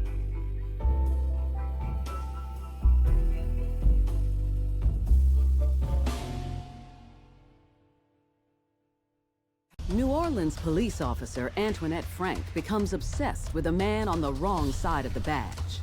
She was in love with him, and he knew that he had a police officer who was gonna have his back. Together, the 2 unlikely lovers are responsible for one of the most notorious bloodbaths the Big Easy has ever seen. It was so disastrous and so heinous. The reason for the slaughter, I can never understand. And later, in Florida, good girl Linda Pedroza turns bad thanks to her intense love for an older man. It was a very explosive relationship, to say the least. When it seems like the whole world wants to keep these lovers apart, Linda and her boyfriend take extreme measures to be together forever.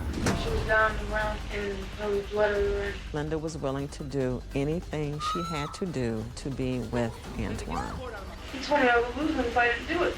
Your love makes people do crazy things.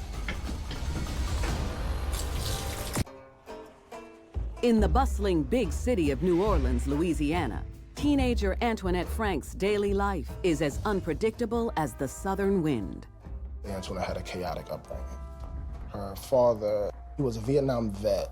Due to that, he had some PTSD issues. Get down, get down, get down! Although he seeks treatment, Antoinette, her big brother, and their mom never know when he'll randomly wake screaming or become physically abusive for no reason.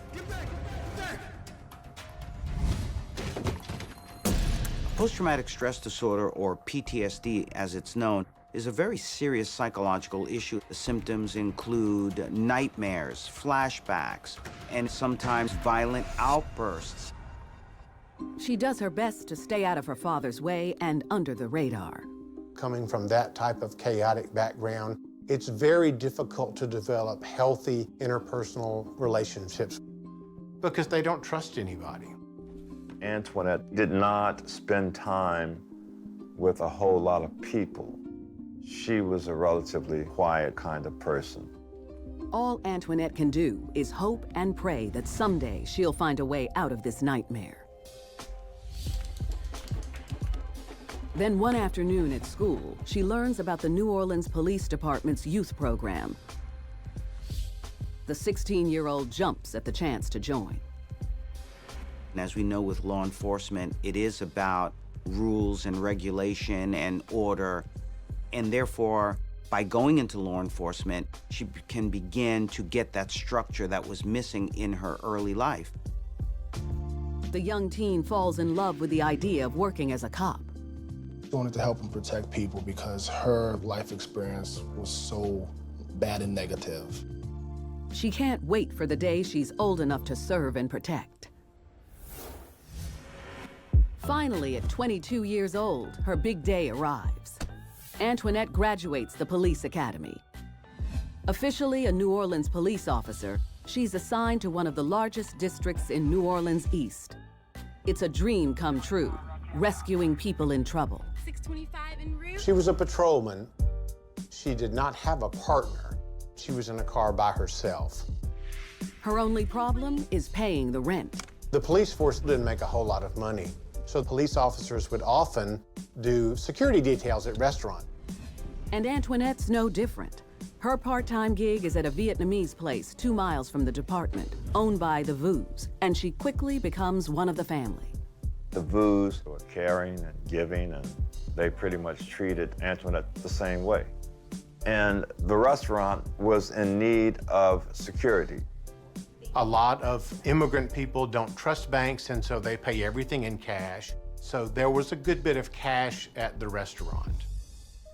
For 2 years, the new recruit keeps her head down, focusing on her 2 jobs. Then, a chance meeting while on patrol changes her entire world. One day, Antoinette's dispatched to the hospital to get a statement from a man who was shot by an unknown gunman, Rogers Lacaze. Can you tell me what happened? But she soon learns that this is no ordinary victim.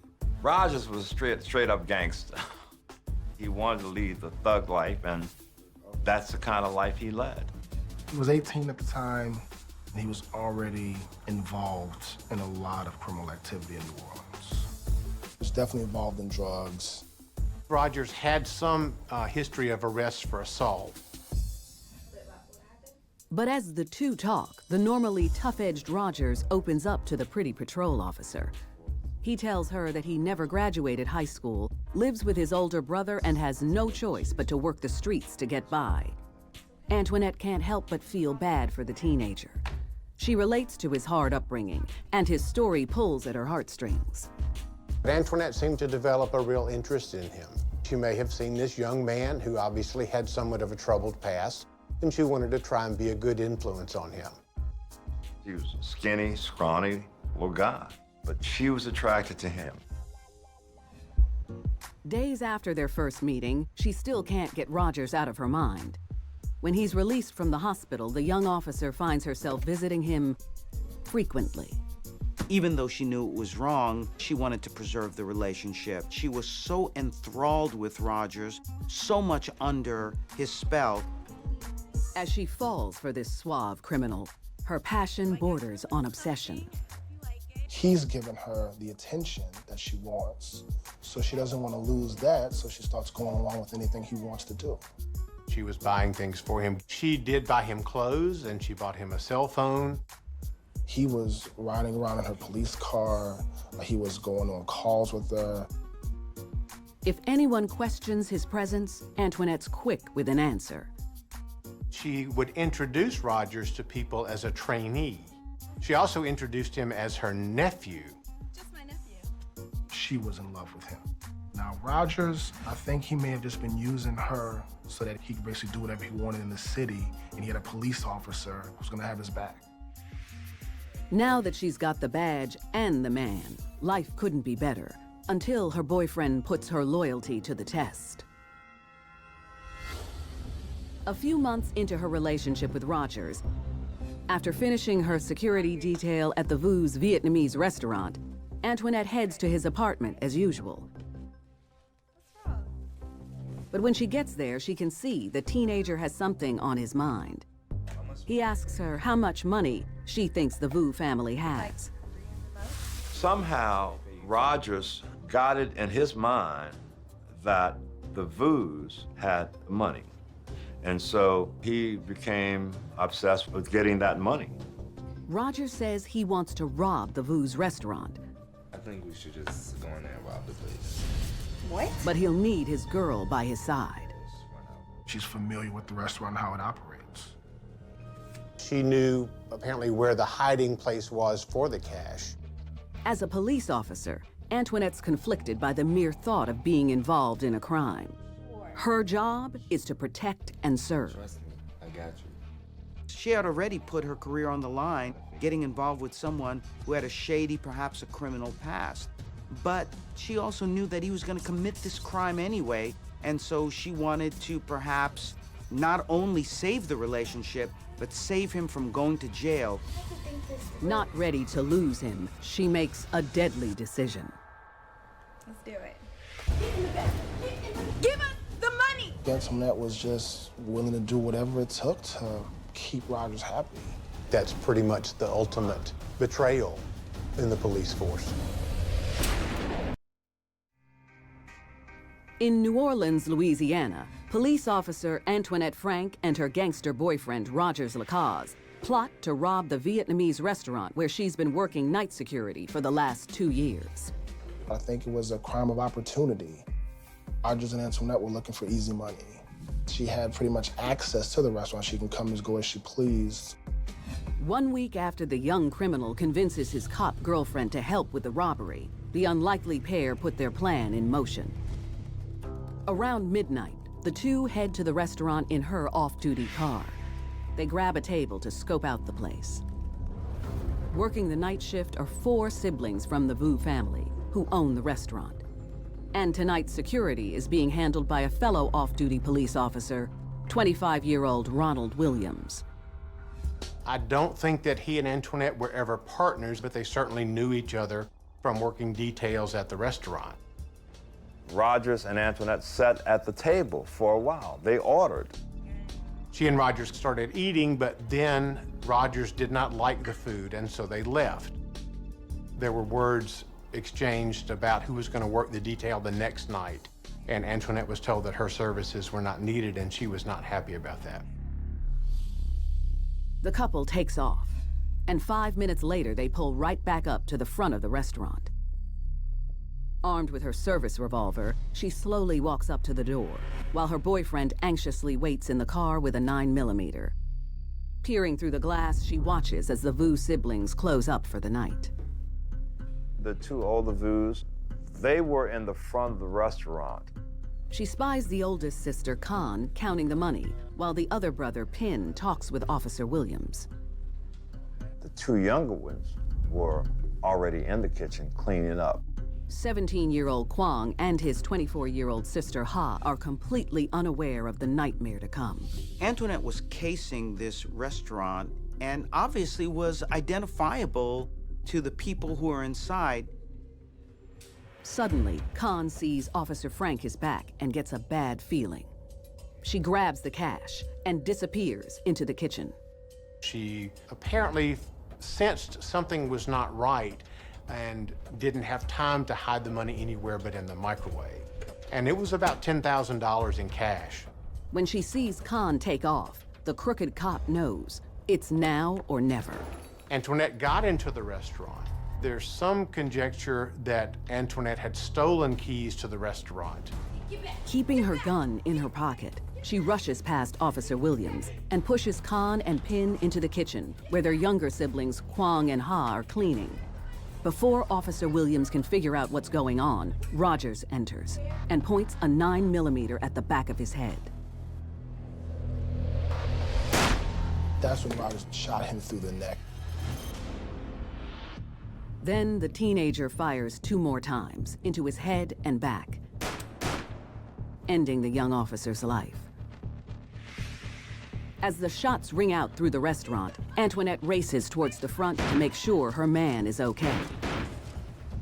Left alone, the younger Vus are confused as Khan and Pin immediately scatter, looking for a hiding place. They became afraid after they heard a gunshot, and they went into a cooler in the back of the restaurant to hide. When Antoinette sees that Rogers is good, the couple heads back to the kitchen and finds Khan and Pin are gone. So she rounds up the other 2 Vu siblings. The younger brother and sister had no idea what was going on. With no time to waste, Rogers starts ransacking the kitchen, looking everywhere for the cash. Khan and Pin, they're waiting in the refrigerator compartment. They can see what's going on. There was a window in the cooler, and they did observe Antoinette and Rogers, and they finally found the money. That's when Antoinette turns her attention back to Ha and Kwang, who were trembling with fear. The only thing she was thinking about is kind of make sure that Rogers was happy and that she was doing what she felt he wanted her to do. Suddenly, from inside the cooler, Khan and Pin huddle in terror as they hear multiple gunshots. And later, in West Palm Beach, Florida, teenager Linda Pedroza will commit an unspeakable act all to be with her first true love. Once he put in her mind that this is the plan, she is going to simply follow that, no matter what. They had this dastardly secret between them that endeared them to each other even more. When Antoinette Frank first applied to the police department, Dr. Scurria was skeptical that she didn't have the right personality. Her psychological testing certainly indicated that she would portray herself as better than she actually was. And I did not pass her. But after submitting forged letters of recommendation, she was able to convince another psychiatrist. In New Orleans, Louisiana, at a Vietnamese restaurant, police officer Antoinette Frank and her criminal boyfriend Rogers Lacaze shoot 3 people in cold blood. Then they flee with $10,000 in cash. And it all goes down in the blink of an eye. They weren't there very long. This was quick. This was 4 minutes tops. I've got a plan. I'm gonna fix this. Antoinette's survival instincts kick in. She tells her man not to worry, she'll take care of everything. Antoinette was sworn as a police officer to protect her community, but instead she was so devoted to her boyfriend, he was the only person that she wanted to protect. She left the restaurant with Rogers and took him to Rogers' brother's house and dropped him off there. Then Antoinette hears over the police scanner that the murders have been reported. Her mind spins, but she knows what she must do. She went back to the scene, eliminate the remaining witnesses.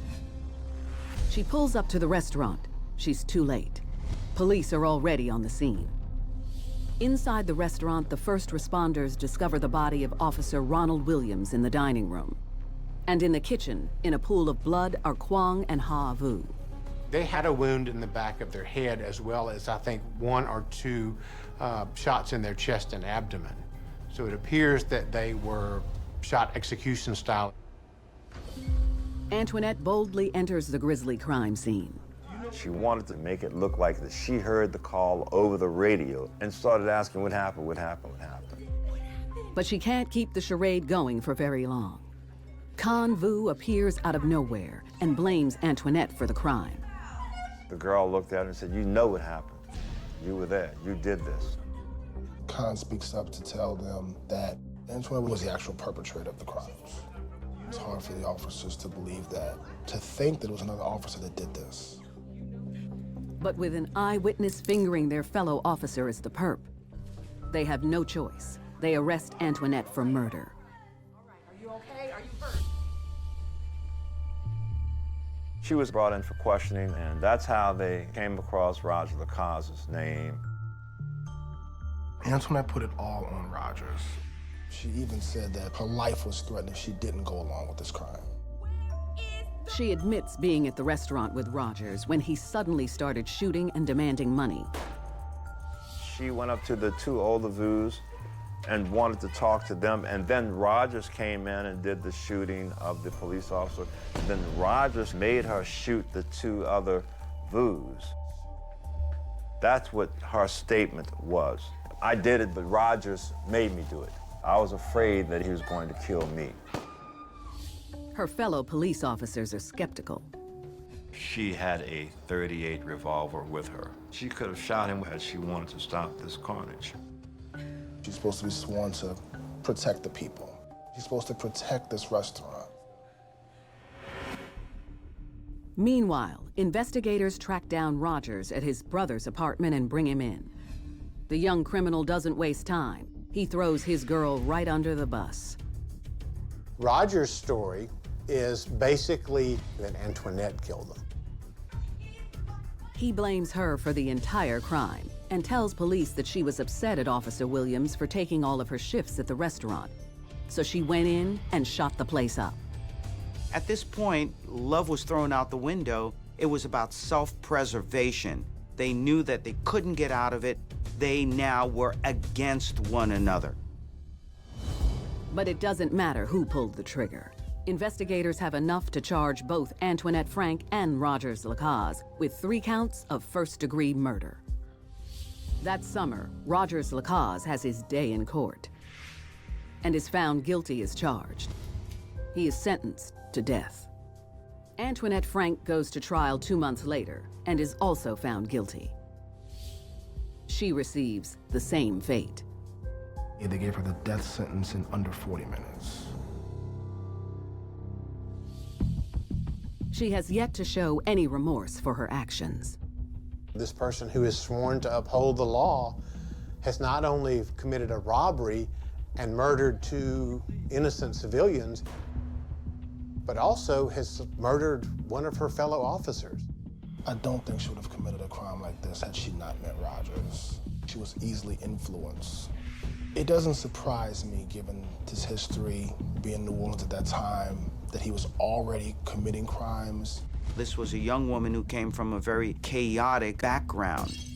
She tried to fix it by becoming a police officer. Rogers turned Antoinette into his own personal weapon of destruction, and she was powerless to stop it.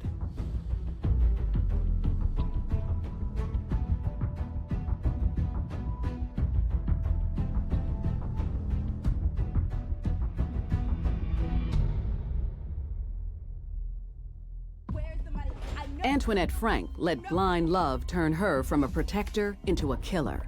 In Florida, Linda Pedroza decides her man trumps everything, even family. Growing up in sunny West Palm Beach, Florida, Linda Pedroza never had the chance to enjoy being a kid. Instead, the big-eyed little girl is forced to act as the glue that holds the marriage between her father, Andres, and her mother, Isabel, together. There was quite a bit of conflict happening in the house between Isabel and Andres. Linda was their only child. Her father, Andres, was a long-time alcoholic. It caused real problems in the household. Amid the chaos, little Linda tries her best to keep busy and bring some normalcy into her life. She did everything she could to create harmony in the home. She would try to interject herself kind of as a peacemaker to kind of get her parents to stop fighting. And I think over time that began to wear on her. By the time she reaches high school, the stress of trying to keep her dysfunctional family together causes her to completely unravel. As she grew more independent, she rebelled. Her grades started to decline. She started acting out. She would do everything her mom didn't want her to do. Drinking, smoking, dating. When you grow up in a home where there is arguing and tension, the children that are part of that home become the collateral damage because they don't have the adequate role models to see what healthy relationships are about. Linda eventually drops out of high school altogether. At just 16, despite her reckless behavior, she starts working at a restaurant in the mall. Even though her alcoholic father is hardly around, her mother makes it her mission to tame her wild daughter. Isabel wanted to maintain some sort of control over the relationship between herself and Linda. And in doing so, she became very overbearing. She was strict because she wanted her daughter to do right. She didn't want her dating. She wasn't allowed to have anyone over. She just would ground her, making her stay in the house or doing chores. Just stay to your room. I don't want to hear about it. This is gonna go. This is horrible. Although her mom might have good intentions, the teenager doesn't see it that way. And soon, the tension between mother and daughter reaches an epic level when Linda falls for a good-looking, charismatic bad boy. Linda was focused on Antoine, period. They weren't gonna let anyone stop them from being together. In West Palm Beach, Florida, teenager Linda Pedroza grows up dealing with her parents' dysfunctional marriage. I didn't really know her dad too well because he was never around. He was either drunk, locked up or something, but she always mentioned how her mom was so strict on her. And now Linda's lashing out. She actually started to spiral downward as far as drug use, promiscuity, things of that nature. And she has her mother's full attention. Her mother was very controlling, and the noose was so tight around Linda's life. The only place the young teen is not under her mother's thumb is when she's at work. Enter 23-year-old Antoine Wright. Linda met Antoine Wright at the fast food restaurant where she worked in the mall. She could sense that he was the bad boy. The attraction was immediate and it was strong. Antoine, he had a workout type body. He had a strong physique, and he was older. Even though she's 6 years younger, he turns on his game and shows up to flirt with her every time she's at work. Antoine certainly had a moxie about himself. Some people would refer to it as a swag, and it was something that was toxic. It was very attractive to Linda. The two of them spend hours together after her shift, just talking. She confides in him about how harsh her mother is, and he opens up to her about his past. Antoine had been released from prison 3 months prior for an aggravated battery with a gun. But he downplays the charges. I think his background didn't really mean much to her. If he was a criminal or not, I feel like that would have drawn her more to him, actually. I mean, she would have felt like, oh, he's a thug, so he can protect me. And there's something else that draws her to this bad boy. She knew that her mom would not approve of Antoine. So here is somebody that she could really, shall we say, stick it to her mom by dating. He definitely was someone that she would have been, shall we say, prone to gravitate to. But for the next few months, Linda spends every moment she can with her new man on the sly. Once she started dating Antoine, it was just them two all the time. I never, ever heard of anyone she used to hang out with after that. She certainly saw him as a bad boy, and in some ways, the excitement of that might have been very attractive to her. But also, Antoine became a father figure who could give her that emotional support because she didn't have that in her life growing up. Then one night, the lovers' relationship is revealed when Linda's mom comes home early from work and catches them in bed together. Antoine was 23 years old, and Linda was a minor. She was only 17 years old, and that sent her through the roof. That was the straw that broke the camel's back. Outraged, she threatens to call the police and press rape charges. She said, if I catch you with him again, I'm going to have him put in jail. To pacify her mom, Linda swears she'll stop seeing him. I promise I won't see him anymore. But the two lovers won't dare be apart. They both decided to continue to see each other despite what Linda's mother wanted.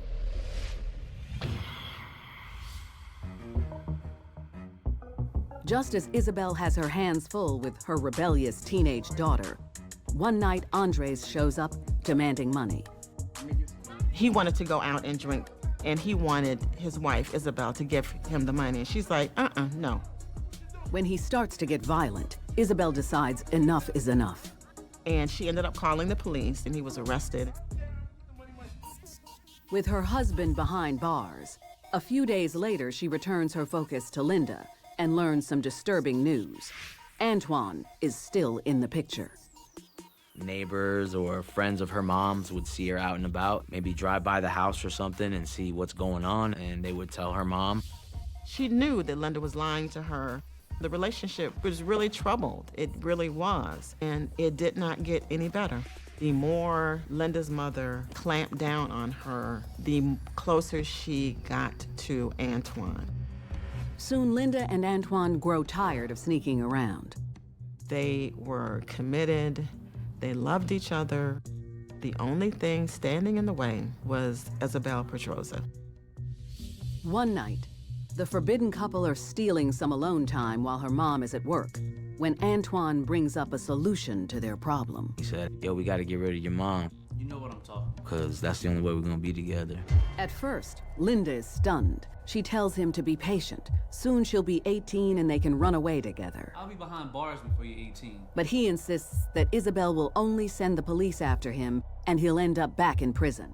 Once he put in her mind that this is the plan, this is going to be the course of action that we're going to take, she is going to simply follow that, no matter what. We have to. The teen looks deep in her lover's eyes and agrees to help him kill her mother. Linda had never been in a relationship like this before, and she was really afraid of losing him. And even though she perceived her mother as keeping them apart, I believe that was part of the fuel to now add to this forbidden love. Together, the couple comes up with what they believe is a foolproof way to get away with murder. 2 weeks later, the young lovers pick a hot summer night to do the deed. While at Linda's house, they anxiously wait for her mother to come home from work. Around 9 p.m., her car pulls up. And when she got home, they were ready for her. Linda was waiting in the living room, and Antoine was in the bedroom hiding with a frying pan. When her mom made her way to the bedroom, she walked into an ambush. In West Palm Beach, Florida, teenager Linda Pedrosa's mom, Isabel, has returned home only to be ambushed by her daughter's boyfriend in the bedroom. As she came in, he hit her so hard on the back of her head that the handle popped off of the frying pan. Pan did not totally incapacitate her, and actually what Isabel tried to do was run back toward the door to flee. Antoine then grabbed her, threw her to the ground, held her down. At her boyfriend's command, Linda slides an extension cord out of Antoine's pocket and nervously slips it around her mother's neck. Antoine took one end, Linda took the other end. They wrapped it around the mother and they pulled it tight. For her to get strangled while she's looking at her daughter, and her daughter just watching her die, it's got to be a feeling of betrayal, sadness.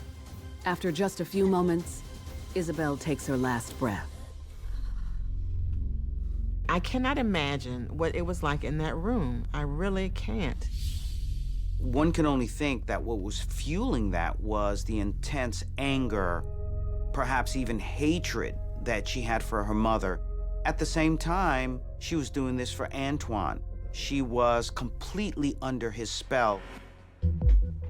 Then they took the body to the bathroom, filled up the tub with water, and dunked her under the water to ensure that she was dead. Once they feel confident she's no longer breathing, the young killers know they need to get rid of the body. And Linda already has that part all figured out. She tells Antoine she once heard about a body that was disposed of by being doused with acid, disintegrating completely. I don't know where she got the idea from. She might have been watching a TV show or something. The two head to the closest home improvement store. They leave the body there in the bathroom, get in the car and get muriatic acid and take it back to the house and pour it on the mother. Well, first thing, they got the wrong kind of acid. That's acid for the pool. That's not going to do anything to human skin. After an hour, they realize her body isn't going to dissolve fast enough. Antoine and Linda panic. So then they're like, oh my gosh, what are we going to do with this body? So then they take the body out of the tub with the extension cord still wrapped around Isabel's neck, place her in a tarp. Antoine suggests dumping her in the woods where no one will find her, and he knows the perfect spot. They put her body in the trunk of Isabel's own vehicle, and the two drive to an isolated rural area 20 miles north of Palm Beach. They pulled along the side of the roadway, and Antoine took the mother out of the car and carried her into the grassy area, I think about 50 or so feet, and dumped her. They didn't even think to bury the body. In fact, they left a large necklace on Isabel's neck as well as the extension cord. The partners in crime race back to clean up the house and get rid of any evidence. The only thing that they were thinking about was the freedom that they had to love one another and to be with one another now that the single biggest obstruction was gone. The first few days are almost like a dream for the young teen. Linda's father was in jail at the time. Now the mother's dead, so they have the house to themselves. They were living it up. They were having parties, drinking, and he actually moved into the house. Linda and Antoine are celebrating the freedom that they now believe that they have, and now they feel even closer together that they've shared this very horrific experience. Everything is going to plan. until neighbors get curious about all the partying going down at the Pedroza house. I'm sure a lot of neighbors were asking where her mom was and why he was living in the house. I'm sure they were curious. But she figures out a solution for that, too. 3 days after the murder, Linda calls the police. Linda filed a missing persons report with the police. She said that they had had an argument, they had had conflict. We were arguing about me starting college in January, and then she brought up the subject of my dad and him being in jail, and she couldn't stand it anymore. And she's like, I'm just gonna leave. She suggests to the officer that her mom may have flown to Texas to stay with family. Police leave to begin their search for Isabel. When almost a week goes by with no word from authorities, the pair is elated. They thought they got off scot-free, and they were gonna live their life. But then, a few days later, surveyors working along a wooded road make a gruesome discovery, one that threatens to expose the lovers' scandalous secret and rip their happy fantasy world apart. At that point, the whole story unraveled. Antoine and Linda's original plan to murder her mom was to shoot Isabel and make it look like a robbery gone wrong. Antoine got the gun, but then the bullets they got from a second source didn't fit the chamber of that gun. They were too large for the gun that they had borrowed, so that plan was not successful. 11 days after Linda Pedroza helps her boyfriend, Antoine Wright, murder her own mother, surveyors in Palm Beach, Florida, find a body dumped on the side of a wooded road. Because of the heat and the length of time the body's been out there, she was unidentifiable. Since the body has no ID and is too decomposed to recognize, detectives scour all missing persons reports in the area and get a possible hit: Isabel Pedroza. When Linda filed the missing report, she provided photos to the officers. In the pictures, her mother was wearing the same jewelry that her body was found with. They officially confirm her identity through dental records. Antoine and Linda are shocked to hear on the news that the body's been found. The two immediately get their story straight, so when police come knocking, they're ready. When they came to the house to tell Linda about how they found her mom's body, she put on the waterworks. Apparently, she was an Oscar-winning actress. Linda acted very surprised to learn that her mother had been killed. She agrees to let the detective briefly search the home for any clues to her mother's murderer, but nothing catches his eye. The investigator was actually about to leave the home without a bit of suspicion when he heard a noise, and he said to Linda, "What was that?" And then out walks Antoine. And Antoine said, the landlord said it was okay that he stayed there with Linda while the mother was gone.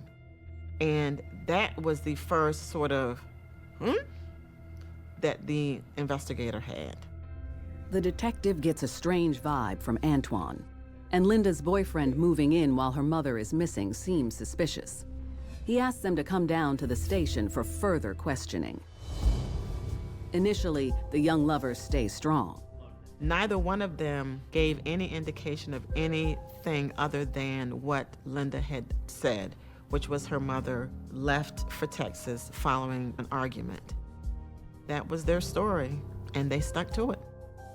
But after hours under the hot lights and learning of the horrific condition of her mother's body, Linda finally cracks. I would imagine the pressure of what she had done and the fact that these investigators seemed to be moving closer and closer to the truth. She was under tremendous pressure. And then she unfolded her story of what happened on that fateful day. But she has her own version of how it went down. She blamed everything on Antoine. She said that Antoine was the mastermind, and basically that Antoine made her kill her mom. Because he always kept telling me it wouldn't last if I waited. And I didn't want to lose him. I really loved him. I swear I love him. I still love him right now. I really love Antoine. That's why I did it. That's why I let him do it. Meanwhile, In the other room, Antoine was not confessing. He was still saying, I don't know what you're talking about. Linda and Antoine are both charged with first-degree murder.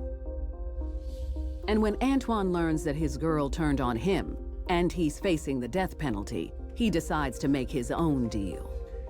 Antoine admitted that he played a role in killing Isabel, but Antoine said that it was in fact Linda who was the mastermind of the murder, and that he was simply following the wishes of his loved one. So they were both pointing fingers at each other. I guess love wasn't that strong. Antoine Wright pleads guilty to second-degree murder and conspiracy. He agrees to testify against Linda and is sentenced to 20 years in prison. His girlfriend follows suit when she's told the state plans on prosecuting her as an adult. Linda Pedroza pleads guilty to second-degree murder, conspiracy, and falsely reporting a crime. Because the state attorney's position was that Linda was most culpable for the murder of Isabel, she is actually sentenced to 40 years in prison. That was her mom. She also tried to cover it up and lie to investigators about the situation. Now, Linda has nothing but time to think about the damage she's done to her life, all thanks to the hold Antoine had over her. I wonder if there is any realization today on young Linda's behalf that it was not love that she felt for this man, but something far different and far less valuable. I feel that she was so in love and so manipulated that it's a tragedy, you know, because I know she wishes she could speak to her mom now, and she's not able to. Linda was young and naive and really didn't know the consequences of her actions.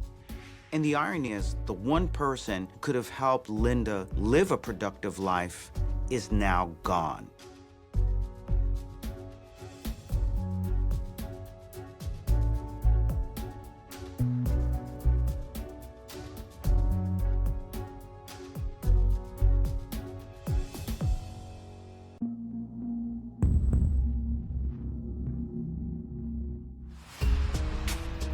In a sleepy Atlanta enclave, a horror story unfolds. There should be more blood.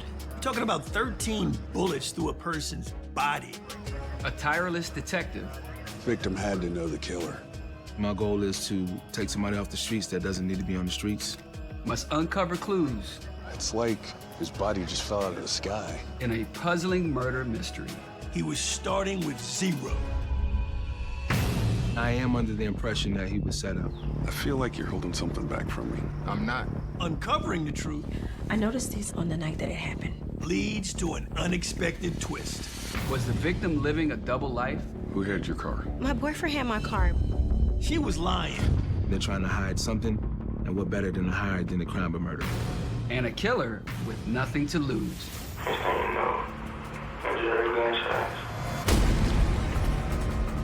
He threatens to kill her if she doesn't follow the script. Dude is Satan.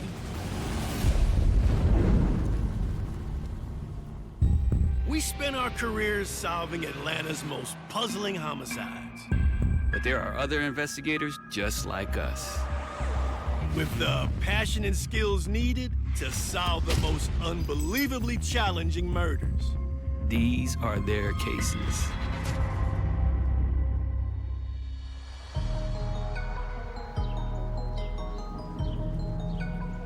We're out here on Campbellton Road in Southwest Atlanta. It's a bustling epicenter, the part of Southwest Atlanta where everyone meets.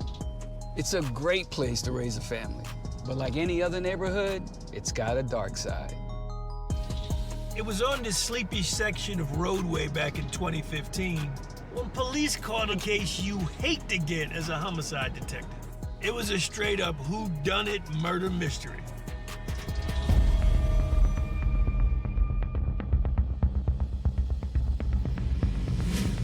On December 22nd, 2015, a concerned citizen calls 911 about a person shot dead in the middle of the street. Police, when they arrive, they find this victim laying face down in the middle of the road in a puddle of rainwater that had accumulated. So this is very odd. Detective Howard Griffin, AKA Griff, is up in the rotation. I'm probably about maybe 10 minutes away from home. Then I get a phone call from my supervisor. What's the address? Unfortunately, because of the way things happen, Griff has to turn around now, head back to work. I'm on my way. Griff just knocked out an 8-hour shift, and his day just begun for the second time. I know a lot of times people say I've always wanted to be the police or always wanted to be a detective. That was not my story. I'm from Rochester, New York. Graduated from high school in 1998. Made my way to Clark Atlanta University and just ended up staying. I loved it. What ultimately drew me into homicide was the loss of my friend Darian Grantham. He also went to college with me from Rochester, New York, and he was shot and killed in the city of Atlanta. So it was kind of life-changing, and I wanted to become a homicide detective. Some detectives come to homicide for the glory. Griff was there to bring closure to these families. We worked with Griff back in the day. He was in the unit less than a year when he caught this case. It was dark, pitch black. It wasn't well lit. What lights up the street are all the police cars. I see the young man laying in the street, and I don't see anything else. I don't see any other cars. I don't see any people waiting to talk to the police. Any witnesses? No, sir. This young man was wearing a black jacket with the hood. When I got close, that's when I realized he had one sneaker on, one sneaker off. Can you canvass the neighborhood and see if you can find his shoe? 10-4, sir. The medical examiner shows up to inspect the body. Detective? And when they turn the victim over, they can see he's got multiple gunshots. I saw a defect on his head, one of his forearms, a thigh. I mean, excuse the language, but it was overkill. I count at least 10 wounds. So as a detective, you gotta ask yourself a question. I mean, why so many shots? Is this situation personal? Victim had to know the killer. This person, whoever they are, that's the devil. Griff's gonna probably have to end up going to hell to find this person. Strange. There should be more blood. There was just the blood that was near the victim, and it wasn't a lot, and that gave me the impression that he probably wasn't killed here. We find shell casings? No. Maybe the killer used a revolver. I don't think so. The amount of injuries that I saw, I realized it's not a revolver. So either one, somebody picked up the shell casings, 2, we just missed the shell casings, or 3, he was not killed here, but he was actually placed here. It's like he fell out of the sky or car. Is our crime scene on wheels or is it up in some house somewhere? I didn't have much to go on. This young man did not have an ID. What he had in his pocket was a set of keys and maybe $20 worth of currency. No shoe and no cameras. There's no Ring doorbell cameras, there's no cameras affixed to houses, and there's literally nobody on the street. I gotta take a walk. This is something where Griff has himself up against it. The clock is ticking and he's got no clues. When I start walking, canvassing, if you will, that's when I see a sneaker at another intersection away from my victim. So that's when I realize that sneaker probably belongs on my victim. There was no blood by the shoe that was found a block away. So one of 2 things happened. Either my victim is running, or somebody maybe threw a sneaker out and then maybe pushed him out of the car. Get this off to get tested. Yes, sir. There's no cameras. There's no witnesses. So right now, identifying this victim in the middle of the road is crucial for Detective Griffin.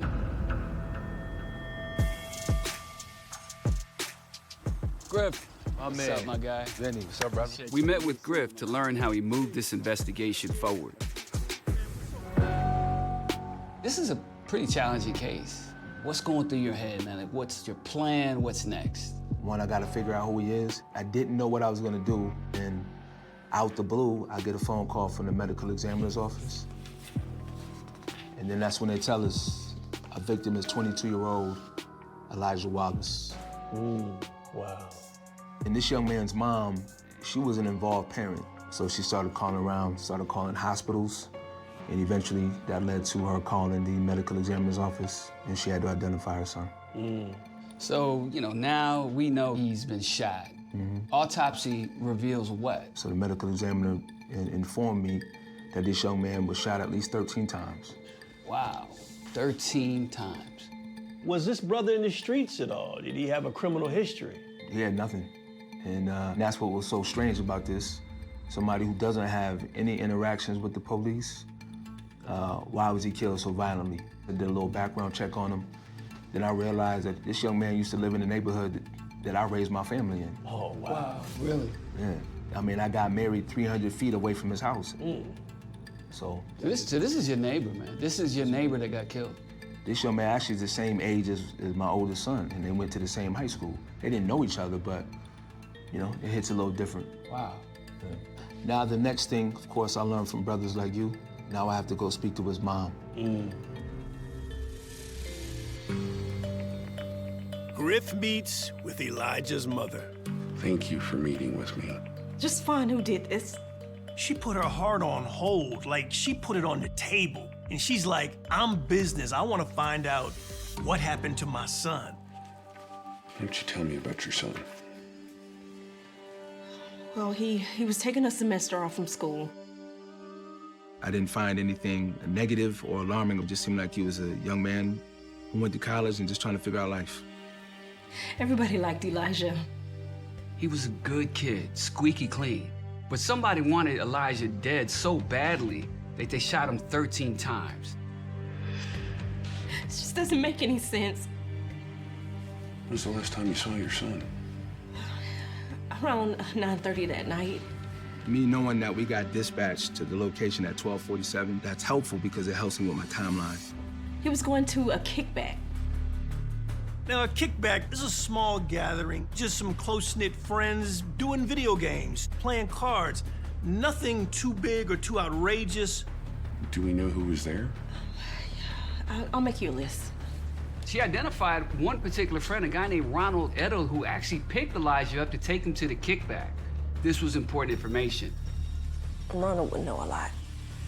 Ronald Edo, she mentioned he was probably the closest to Elijah. They spent a lot of time together. I think they grew up together. So I felt like it was important to go talk to him first. This case is about to take Detective Griffin down a rabbit hole.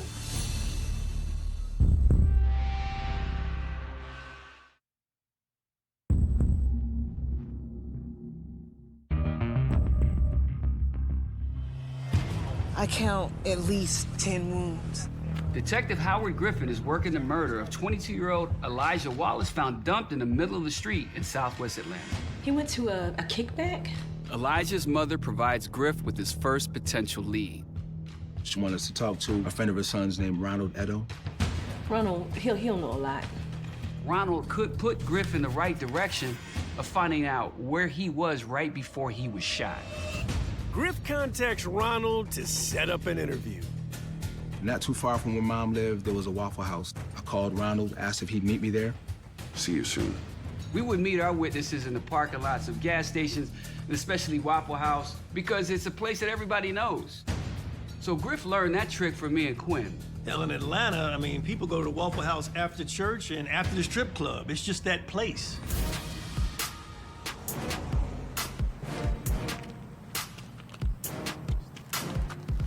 Why don't you tell me about the kickback? It was over on Astor Avenue. That is 15 minutes away from the crime scene. According to Ronald Edo, nothing is really significant at the kickback other than people just having a good time. Elijah did leave at 11:45, and then something strange happened. So what Ronald Edo goes on to tell Detective Griffin was a blockbuster. He says at about 11:55 p.m., while this victim, Elijah, is not inside the house anymore at the kickback, he hears at least 3 gunshots. I ran out the party, but Elijah was nowhere to be seen. Detective Griffin got the call at 12:47 a.m. That's less than 1 hour. That's phenomenal. Griff is moving in the right direction to determine exactly what happened to this victim.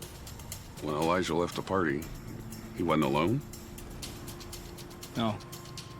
He was outside with another one of their mutual friends. His name was Matthew Hurt.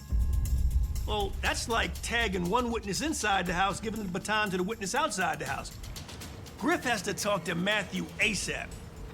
Hey, this is Detective Griffin. I meet him in the same place that I met Ronald. You were with Elijah at the kickback. Yeah. This is huge for Griff. What do you remember? Matthew tells him that Elijah was actually on the phone a lot, talking to some person. Brief conversation, hanging up, then another brief conversation, hanging up. He says that Elijah was supposed to meet somebody from college, from Vidalia. Vidalia, Georgia. That's the home of the Vidalia Sweet Onion. It's world-renowned. That's about 100 and some miles outside of Atlanta. Around midnight, Elijah went outside. He says that he remembers a car pulling up. There was a gray Nissan Sentra, so he's very specific with the color and the make and model. That's huge. While he doesn't have a tag, that is a serious jumping off spot. We know now our crime scene probably has wheels on it. Who was he with? I guess the dude from Vidalia. He said that there was 2 people in the front seat. And when Elijah got in, he got in the back seat and kind of slid over behind the passenger. Right now, Griff has to figure out who's driving that gray Nissan Sentra and who else is in the car that Elijah got into. Do you remember anything else? Elijah had a backpack. We did not find a book bag on scene, so this is the first time that I'm hearing about a book bag. Do you know what was in that backpack? Elijah said he'd be right back, but I never saw him again. By the time the car got to the end of the street, he said he heard what sounded like gunshots from inside of that vehicle. And you didn't call the cops that night? No. Why? Don't know. Right now, Matthew is stinking. I feel like you're holding something back from me. I'm not. Griff's got put a microscope up Matthew right now. Describe the guys in the car. Black. I don't know. I'm starting to question Matthew to see if he's involved in any way, shape, or form, and if he actually knew these people and what his relationship is with these people. I don't know them. I swear. You're free to go. Matthew's not off the hook as far as Griff is concerned. He's got to put Matthew at the top of the suspects list. Griff decides to circle back to Elijah's mother. Could Matthew have been involved? You know, it's possible. Or someone from his school. She kept alluding to it could have been somebody down from college, but she also had the same impression about Matthew that I did. Does Elijah know any people in Vidalia? I don't know. But hey, I want to show you something. She actually showed me the cell phone records. I noticed these on the night that it happened. She kept seeing the same number called about 5 times from about 9:30 to about 11:30. Looks like a 912 exchange. That 912 area code is from that Vidalia area. That's something that had my attention. Without question, that mysterious caller, that's gonna be Griff's killer. This is gonna help a lot. Good, thank you. I mean, go ahead and pin a detective badge on Mom because she made a play up in this case that help lead to who these people are. Griff needed to know who that number belonged to. He sent a subpoena off to the phone company and crossed his fingers that he'd be able to get the subscriber info quickly. While he waited for the records to come back, he had to keep working to try to figure out what happened. He issued a BOLO, or be on the lookout for the possible suspect vehicle, called the gray Nissan Sentra. And it didn't take long for him to get a hit.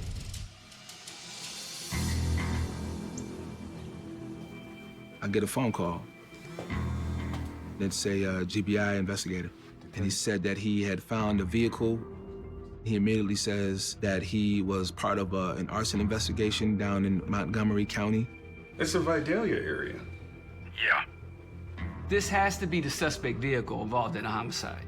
He says there was a fire that was started. They were able to put the fire out and looked like there was blood in the backseat. You need to see it. Elijah got in his car. It was torched somewhere down in Vidalia, Georgia. It all makes sense. It's time for Griff to go to Vidalia.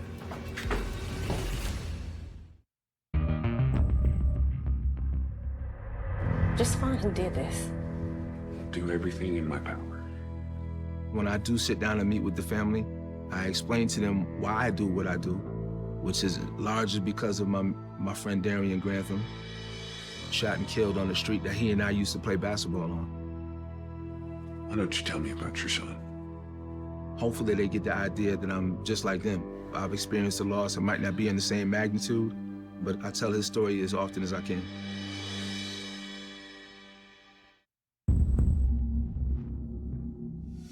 Detective Griffin. Atlanta homicide detective Howard Griffin may have just caught a hot lead in the Elijah Wallace murder case. It's the Vidalia area. Yeah. The vehicle matching the description of the suspect's car is actually involved in an active arson investigation. Arson? This can't be a coincidence. The car looks the same as described. It's got blood in it. And most importantly, it's found in Vidalia, Georgia, where we know some of these suspects may be from. You need to see it. Everything that Griff is doing now is leading him back to Vidalia. His investigation has taken shape and form down in Onion Country. That's where the answers lie. Griff drives 180 miles to rural Montgomery County, Georgia, to check out the vehicle. When Griff finally makes it to where this car is located, meets with the GBI, he learns all hope is not lost. I would have thought this would look way worse than this. The evidence is preserved perfectly. Maybe if they'd done a better job. You see the fire was started inside. When I asked how it was possible that all these items were preserved, how it was explained to me is the vehicle windows were all rolled up. So the fire didn't have any oxygen. Essentially, it went out on its own. And in here, got the bullet holes. At this point, I'm knowing for certain that this is my crime scene. And going back to Matthew. Around midnight, Elijah went outside. He told me that when Elijah got into the car, he slid over and was sitting behind the front passenger. So now in my mind, that kind of is confirming to me this is probably where Elijah got shot. It appears to be blood on the floorboard. There was a lot of blood. Did you find any shell casings? Yes, sir. 9 mils. He also told me that they found some spent shell casings in like a coffee can. It's crazy that all these shell casings are left inside of the car. He got everything you want as a homicide detective. It's all in one spot. He got the mystery box of life right here. We have everything boxed up and collected and ready for your evidence lab. He's got a plethora of evidence to work with. He now knows it's a 9mm shell casings that are found inside the car, the same type of bullets that were taken from this victim's body. Blood in the car is likely gonna come back DNA-wise to Elijah. This is the murder car. Did you find a book bag? No. We have the VIN? The car appears to belong to a girl named Brianna Casey. They found out that Brianna Casey had reported her vehicle stolen. And I'm not thinking that her car was truly stolen. Then she just happened to call the police. That's convenient. I'm thinking Brianna is a part of this crime, or she knows who did it. Might want to give her a call. Thanks. Right now, Griff's got all kinds of things cooking. Got a few questions for you. She lived in Vidalia as well, and I found out where she lived, and then I reached out to her. See you soon. And I made that trip to go see her. As Griff meets with Brianna on Christmas Eve, he's got Elijah's mother on his mind. That motivates me because she lost a child, so it's not an option to not go on Christmas Eve. I don't have a choice, to be honest. As I told you before, I'm working on a murder case. And talking to Brianna, she looked petrified. I think your car was involved. It was. She immediately tells us that the police report that she made about the stolen vehicle wasn't true. It was all a lie. You know at that point, you're gonna get to go where you need to go with this witness. But I was scared. You just gotta push those right buttons. They wanna tell you the truth, and you gotta give them the pathway to do it. Why were you afraid? Because of the people who did it. This is a bombshell moment. I mean, Brianna knows who took the car. This is huge for Griff. You know who committed the murder? She knew who shot and killed somebody in Atlanta. Tell me all about it. This woman is the key to unlocking of what really happened to Elijah.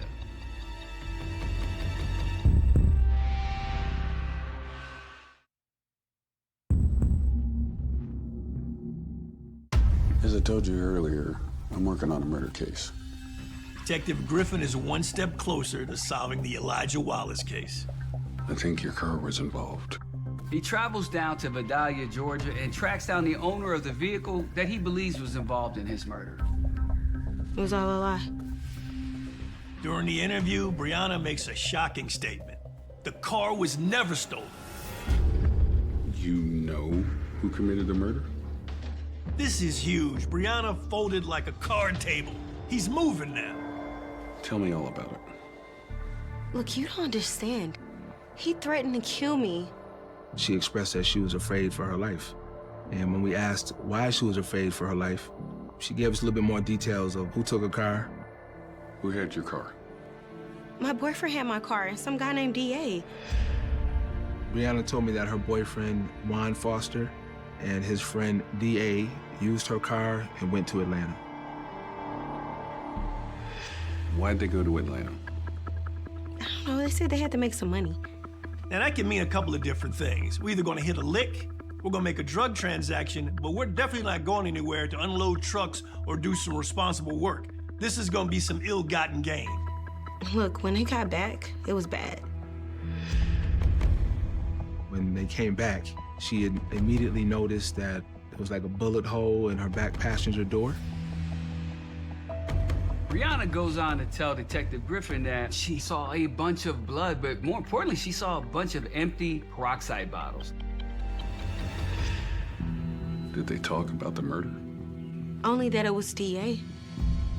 So what she told me specifically was that D.A. shot somebody in Atlanta and had to push him outside the car. Well, they tried to clean the car, but D.A. had a new plan. That speaks to these guys trying to use peroxide to get rid of the blood in the car. That was their first go-to. When they realized that's not working, they decided they needed to burn the car.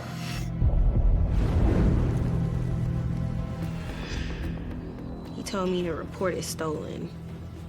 She said that she got afraid because D.A. asked her if she wanted to be around when her children grew up. Like, if you want to see your kids grow up, you better do this or else. Look, my boyfriend is afraid of him too. Supposedly, he killed somebody before. She was under the impression that he knows how to get away with murder and that he would probably harm her if she cooperated with the police. What's D.A.'s real name? She just knew him as D.A. and that he had been like a friend or a family friend of her boyfriend, Juan. This guy, D.A., is the devil. I mean, he gives his murder resume to Brianna, and then he asks her an open-ended question, do you want to see your kids grow up? I mean, he threatens to kill her if she doesn't follow the script. Dude is Satan. Now it's time to go do some research on D.A. and her boyfriend, Juan.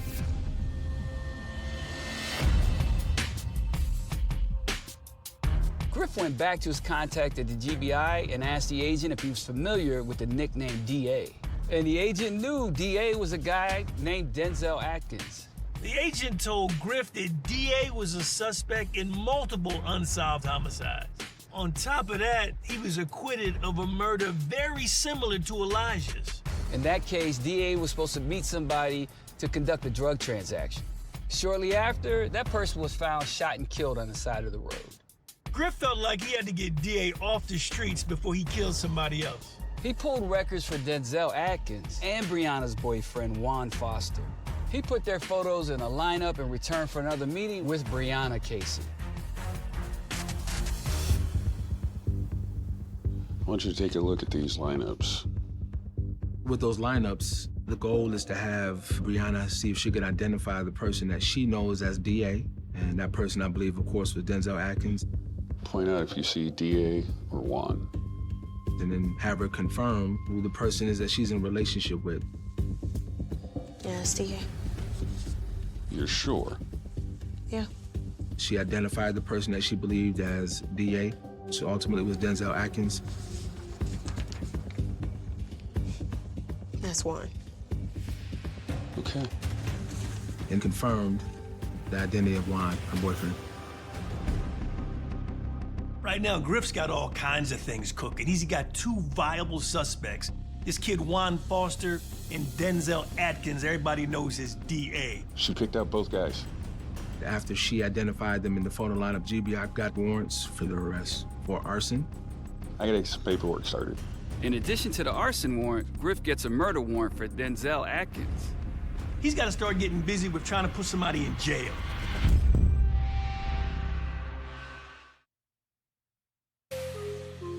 Yeah, it's DA. All the pieces in the Elijah Wallace case are coming together. That's Juan.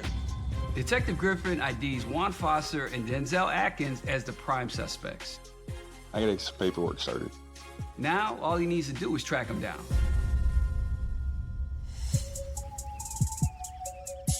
Griff ended up only putting a murder warrant out for Denzel Atkins. This was intentional because all signs turned to him to being the actual shooter. As a homicide detective in this situation, you gotta choose wisely who you want to approach first. And typically, the non-shooter's the one you go after, the weak link.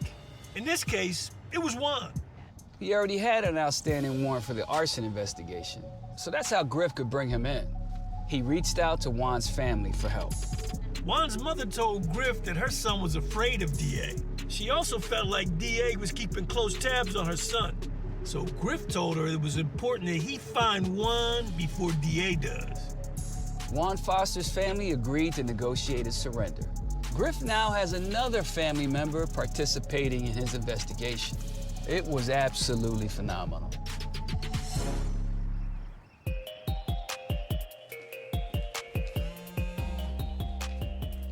This is Detective Griffin.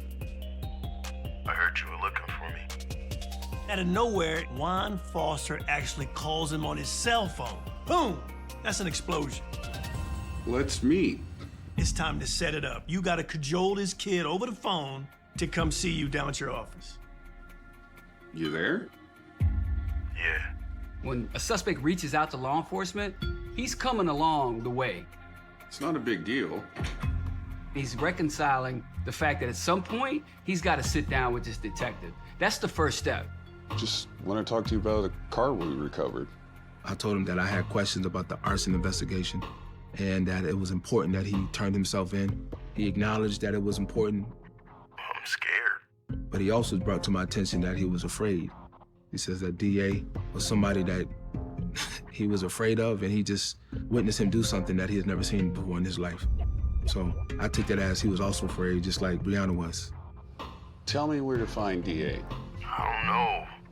He pretty much told me that he was avoiding DA, didn't know where he was, and then I just told him that it was important that he turned himself in so we could talk. I'll think about it and I'll call you back. My experience is when you get a suspect on the phone and they make the actual contact with you and they say they're gonna call you back, that's not happening. Cold feet is an understatement in this situation. It's real tough for them to connect that next dot. Griff couldn't get him to come in right then and there, but what he has to do is continue to work the family, continue to try to reach out to Juan to convince him to come in. Several weeks later, Griff receives a surprising call. Juan, he called me again, and that he wanted to turn himself in. So contacted our fugitive unit, who's responsible for taking people into custody and kind of help facilitate him turning himself in safely. Juan Foster is taken into custody and brought to APD for questioning. Detective Griffin now knows he's gonna have an opportunity to sit across from the table of Juan Foster and get to the truth of things. It's an exciting time for Detective Griffin. Did you want to talk to us today? I'll talk to you. Okay. This is the moment he's been waiting for. He has an eyewitness that is going to put all of these pieces of the puzzle together and likely put the gun in DA's hand and tell exactly how this victim was killed. He was very quiet, a little docile, a little shy. I didn't get the impression that he was capable of shooting and killing Elijah. So we're gonna do it. You see a lot of things on TV, people do the good cop, bad cop. I don't really do that, and I just really have a conversation with people, and I'm very transparent. I'm not here to judge you. I don't plan on wasting your time. I respect your time just like I'm hoping you respect my time. He doesn't come at him hard. He comes at him soft. He comes at him as a human being.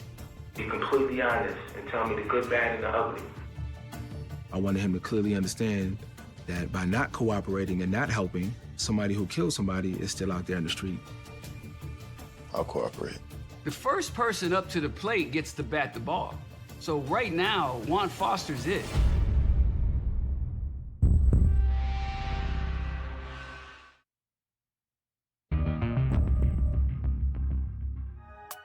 So we're gonna get to it. Griff is a natural talent. I mean, fresh cabbage up in the unit, come in like a 20-year veteran. I need your help with something. He made him feel like he was actually part of the team. It's ironic that he makes a suspect feel like you're now part of the law enforcement team investigating the crime that you committed yourself. Did you want to talk to us today? I'll talk to you. Okay. That's an art form. You can't be taught that. Griff is that dude.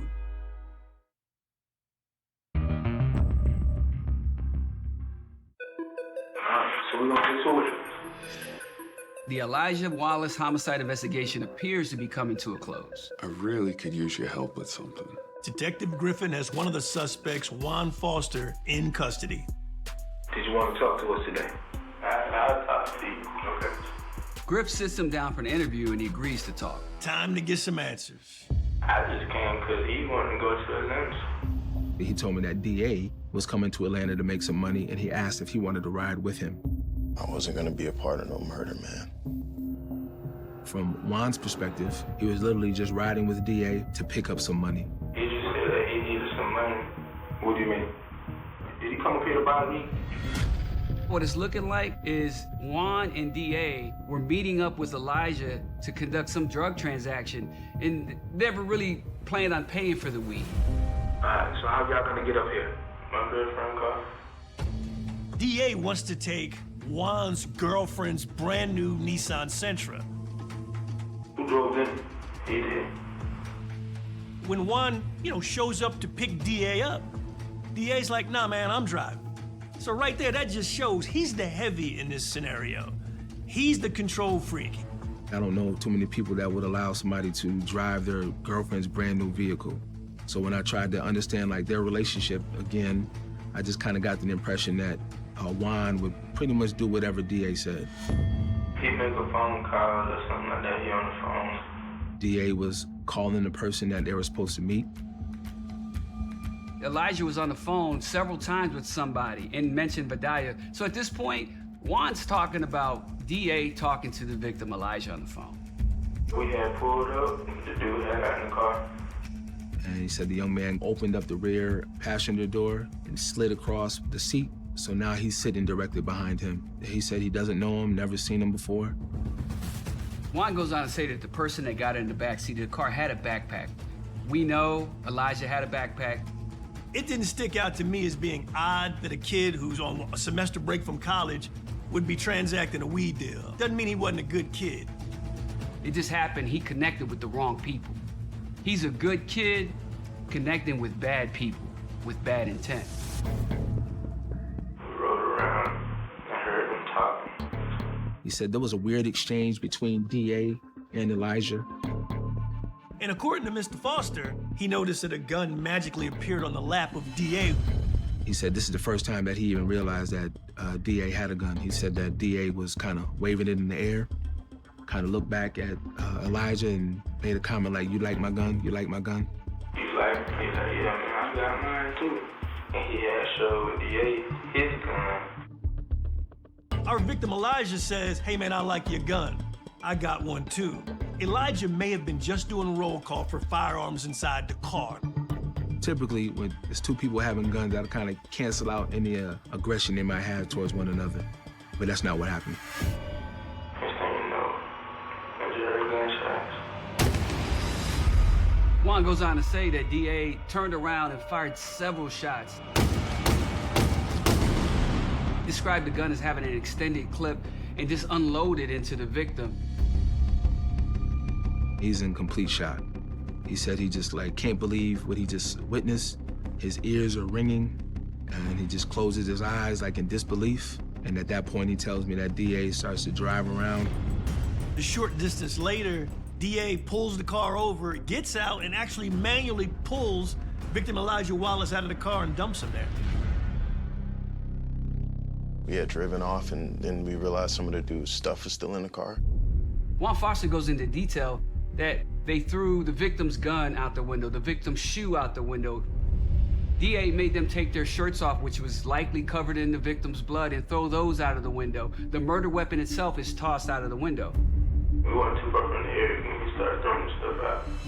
The only thing that the police found when they got the car recovered was the shell casings and blood. So that makes sense. None of those items were ever recovered by law enforcement.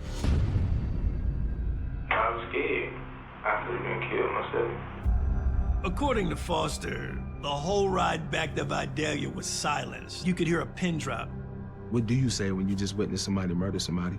So when he says that he's afraid, I understand why he would have that perception, because again, he just witnessed somebody take somebody's life. He's like, man, I burned the evidence. Juan goes on to tell Griff about the plan to burn the vehicle, which lines up directly with what Brianna said. I mean, everything has come into pure focus. What happened to our red black book bag? I don't know if he threw that bag away or I don't know what he did with that bag. Never found the book bag, never really was able to definitively confirm what was inside the book bag. But again, Juan believes that it was marijuana that was inside the book bag. I'm telling you the truth. I do believe what Juan told us is what happened. I do believe that. And I think the evidence supported that fact.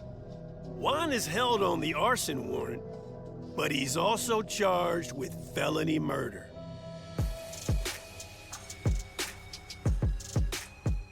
Nearly 6 weeks later, March 2nd, 2016, the fugitive squad gets a tip that Denzel Atkins is actually hiding in an attic at a friend's home in Savannah, Georgia.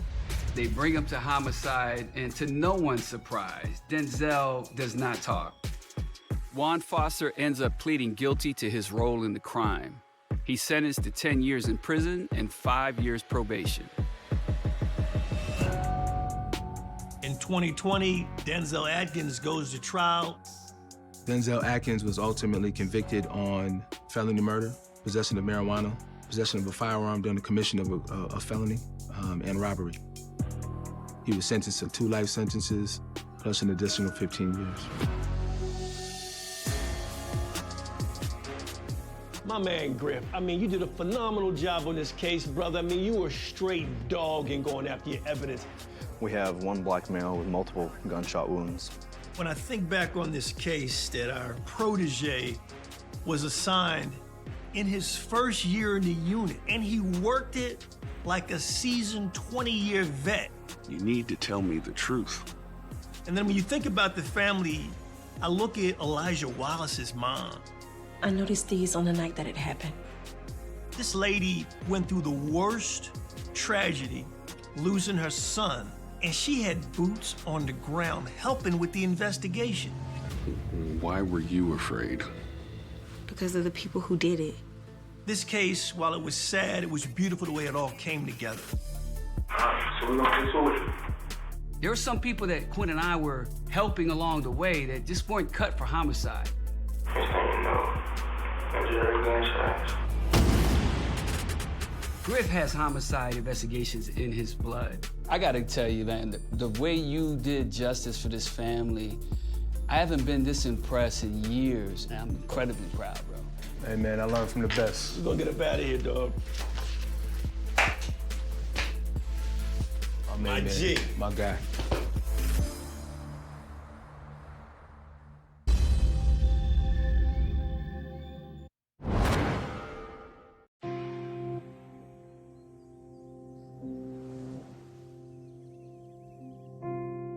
When you're young and free, it feels like the world is your oyster. And nothing is off limits. But some desires in life shouldn't be gratified and aren't worth the risk, especially if they come with a warning label. If you begin flirting with danger, it might just flirt back. wrapping you in its grasp, with no way out.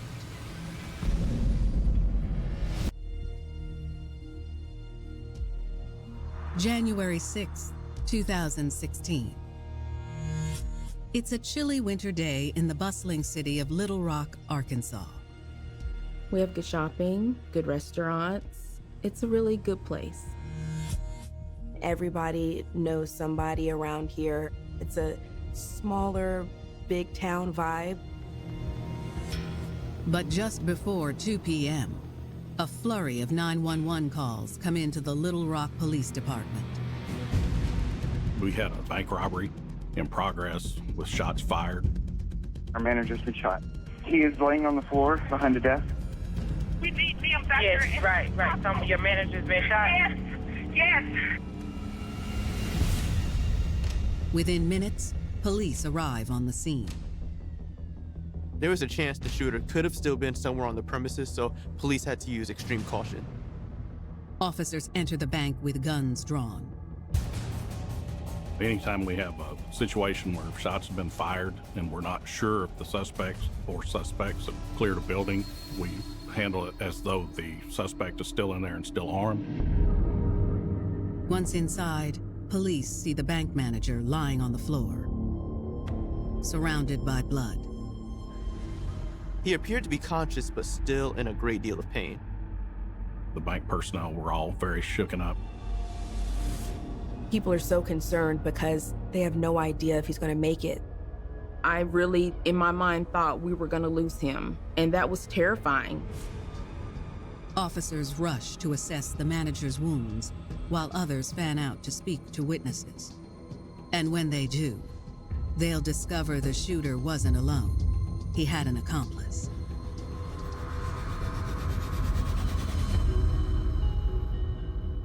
"18-year-old beauty Jaisha Howard had a bright future ahead of her. She wants to be a lawyer. The way she discussed being a lawyer, I can see that spark in her eye, and it made me so happy. She felt that she became an attorney, that she can help those without a voice to be their voice. She was very caring. It doesn't matter if it was the shirt on her back, she would have gave it to you. Jaisha was not only known for her compassionate nature, but her ability to see the bright side in things. She is literally the most fun person. She can make you laugh instantly no matter how bad your day is going. So when she met local troublemaker Tyrone Randolph, she easily saw past his faults. She met Tyrone through some friends when they were all hanging out at a basketball court together one day. It was kind of like that love at first sight. I think the attraction was he was everything different from her. He was a little bit more rebellious, more adventurous. He really didn't have any ambitions to be in school. He was just trying to make a way through the streets. Tyrone was 2 years younger than Jaisha, but his age and reputation didn't stop her from expressing her interest in him. Tyrone was very charming and very mature for his age. She just say how she used to get butterflies from him. This was the first time she encountered someone that she get the adrenaline just from them being dangerous. He was somebody that she knew her parents wouldn't approve of, and that was probably exciting for her. That attraction was so strong that she pretty much, as a result, did anything she thought she could do to be appreciated by him. Before long, Jaisha and Tyrone became a couple, and there was no denying the chemistry between the two. These two were madly in love. They were obsessed with each other. She probably felt like she had won the lottery. I got him. She was like, oh my God, Tyrone, there's something about him. I love him so much, and I don't know this feeling that I'm having, and this is the guy I want to marry. This is the guy I want to have a baby with. Jaisha's new man became the center of her entire world, and there wasn't much room for anyone else. When she wasn't in school, every free second she had was with Tyrone, so that meant her friends and family had to take a back seat. When she got with Tyrone, she cut off from her family, her friends that have known her forever. I definitely had this deep down feeling that she didn't need to even go down the road with Tyrone. We all just tried to handle it and say, hey, you need to leave him alone. But Jaisha rebelled worse. She was so consumed with Tyrone that she dedicated everything to him. She had a date set when they were supposed to get engaged. She had like a whole life planned for them. Little did Jaisha know, the perfect future she was planning with her man would come at a lofty cost. She was willing to do whatever it took to be there for him because she felt like she was in love and this was who she wanted. She's putting her freedom on the line and possibly her life. January 6, 2016, Little Rock, Arkansas. Police are investigating a robbery turned shooting at a local bank. Mr. Lewis, who's the bank manager, had been shot. They find 43-year-old Sam Lewis on the ground with blood rushing out of his shoulder and his hand. It's a clear, clean through shot on him. Goes through his shoulder, clips his finger, pretty much severs his finger. Fortunately, Sam appears to be in stable condition. I knew that I was severely injured, and I was just determined not to die there on that bank floor. As they wait for EMTs to arrive, Sam and his co-workers tell police what happened. The suspect entered the bank, approached the two tellers that were working at the counter. He was wearing a clown mask. He came in the door waving a huge sawed-off shotgun, and my tellers were absolutely frightened. He demands the money. She's able to get almost $3,000 for him. He received the money, and he's going towards the door, and I'm thinking, oh God, it's almost over. He's gonna take this money and bolt out the door. But that's not what happened. He's walking out, and then he stops abruptly and looking to his left, which is where Mr. Lewis was sitting. We essentially locked eyes, and that's when something just told me he's about to shoot. And the next thing you know, the weapon fired. It seemed like everything went in slow motion, and I remember going from the chair to the floor. My shoulder was numb, I could see blood, and I looked at my hand and I could see bone and tissue. My finger was nearly severed. No one is sure what prompted the shot, but police know they need to track down the gunman before he hurts anyone else. Detectives are concerned. They don't know if he'll do this again. Before they can look far, police catch a lucky break. Someone could actually see the gunman running away from the bank and could identify not only the getaway car, but also his accomplice. In the spring of 2015, Jaisha Howard thought she'd found the man of her dreams in Tyrone Randolph. Tyrone was her first love. He was very mature for his age. She was like, I've never had a man just shower me with so much love. Tyrone had a bit of a reputation around town. He stole drugs, he did a lot of things. Tyrone, unfortunately, was living the street life. Jaisha, however, chose to look past Tyrone's shortcomings. Jaisha thought she could change Tyrone. She may have very much thought that she could be the thing he needed. Her heart was way bigger than her thinking at that point. My niece had naive eyes and a very strong heart. I would say she was easy prey to be used. Soon, Jaisha would take her love for Tyrone to another level of devotion. One that would eventually cost her everything. She loved this young man so much that she risked her entire freedom. January 6, 2016. Little Rock police have just arrived at a local bank in response to a violent robbery turned shooting. Sam Lewis, the bank manager, had been shot in his hand and his shoulder. He seemed to be in a lot of pain, but he was stable, so police took a statement from him and other witnesses while they waited for medics to arrive. According to Sam and his co-workers, the assailant had shot Sam point blank before fleeing the building. It was senseless. He already had what he needed. He could have just walked out and it would have been over. He had the money, and all he had to do was leave the bank. There was no reason to fire the weapon. There was no reason to harm anyone. Shortly after Sam is transported to the hospital, detectives arrive on the scene. We were thinking this was going to be a hard crime to solve. The suspect didn't really touch anything in the bank. He touched the doors, but he had gloves on. Chances of finding his DNA, even if he wasn't gloved, would be pretty slim. He's on the loose. They don't know if he's going to go target another bank or another business. Detectives want to catch this suspect as soon as they can. Fortunately, one of the bank's employees may be able to help. She was outside during the shooting, and she actually saw the shooter run away from the bank. The witness says she had been leaving work for the day when it happened. She got out to her car. As she was putting her belongings in the back seat, she heard a loud bang. She thought that someone was actually shooting at the bank. She still didn't know that there was a robbery in progress and her bank manager had just gotten shot. She looks up and that's when she sees chaos. From the safety of her car, the witness saw the man in the mask flee the bank.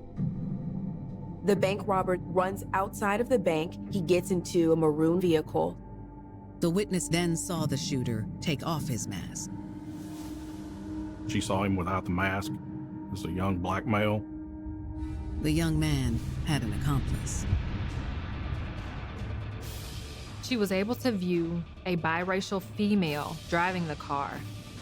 The witness also gotten a good look at the vehicle's license plate information. She provided a description of the license plate that was on the car. When detectives run the plate, they immediately get a hit. It's connected to a young man named Tyrone Randolph. This is a huge break in the case. Detectives make their way to the address on file for the vehicle, hoping they'll be able to catch their modern-day Bonnie and Clyde. Police stake out the house where the car is registered. The suspect vehicle was sitting in the driveway in front of the residence. Within minutes, detectives see movement. A young couple exits the front door of the house. It was a male fitting the suspect description and a female that appeared to be biracial. Once the two suspects get inside their vehicle, police spring into action. The units pull in behind the vehicle, turn on their emergency equipment. This is a really tense situation. Police don't know if these suspects have a gun. They're considered armed and dangerous.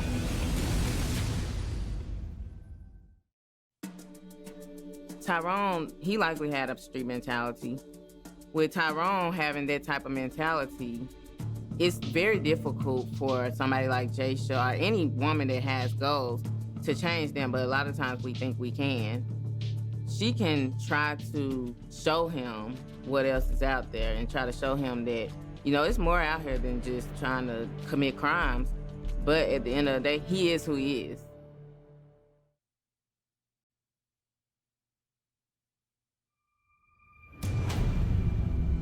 January 6, 2016. Little Rock police have just located suspected bank robber Tyrone Randolph and his female accomplice. Tyrone went into the bank to rob it, but then ended up shooting the manager, Sam Lewis. And they believe the woman was his getaway driver. Now, police have the two suspects in their crosshairs. The car is surrounded. I'm sure the teenagers are feeling frightened, scared, anxious. They order the driver to toss the keys from the vehicle, then open the door from the outside. Police officers command them to put their hands up, to get out of the car, to turn around, and to back up slowly. The young couple does as instructed. The female identified herself as Jaisha Howard, Tyrone's girlfriend. She just kept saying, you know, what's this about? Why are you doing this? We ain't done nothing. She was playing dumb. She was not going down without a fight. She didn't want to admit to anything. Tyrone, however, appears to see the writing on the wall. He had his head down, and he said, I know what this is about. We placed them separately in 2 different patrol units so that they could not talk to each other. As the patrol units prepare to pull away with Tyrone and Jaisha in tow, Tyrone's mother emerges from the home.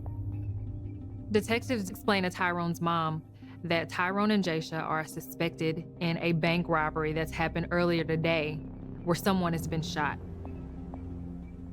She was pretty unhappy at that point with Tyrone, it appeared. She was concerned about the well-being of the person that was shot.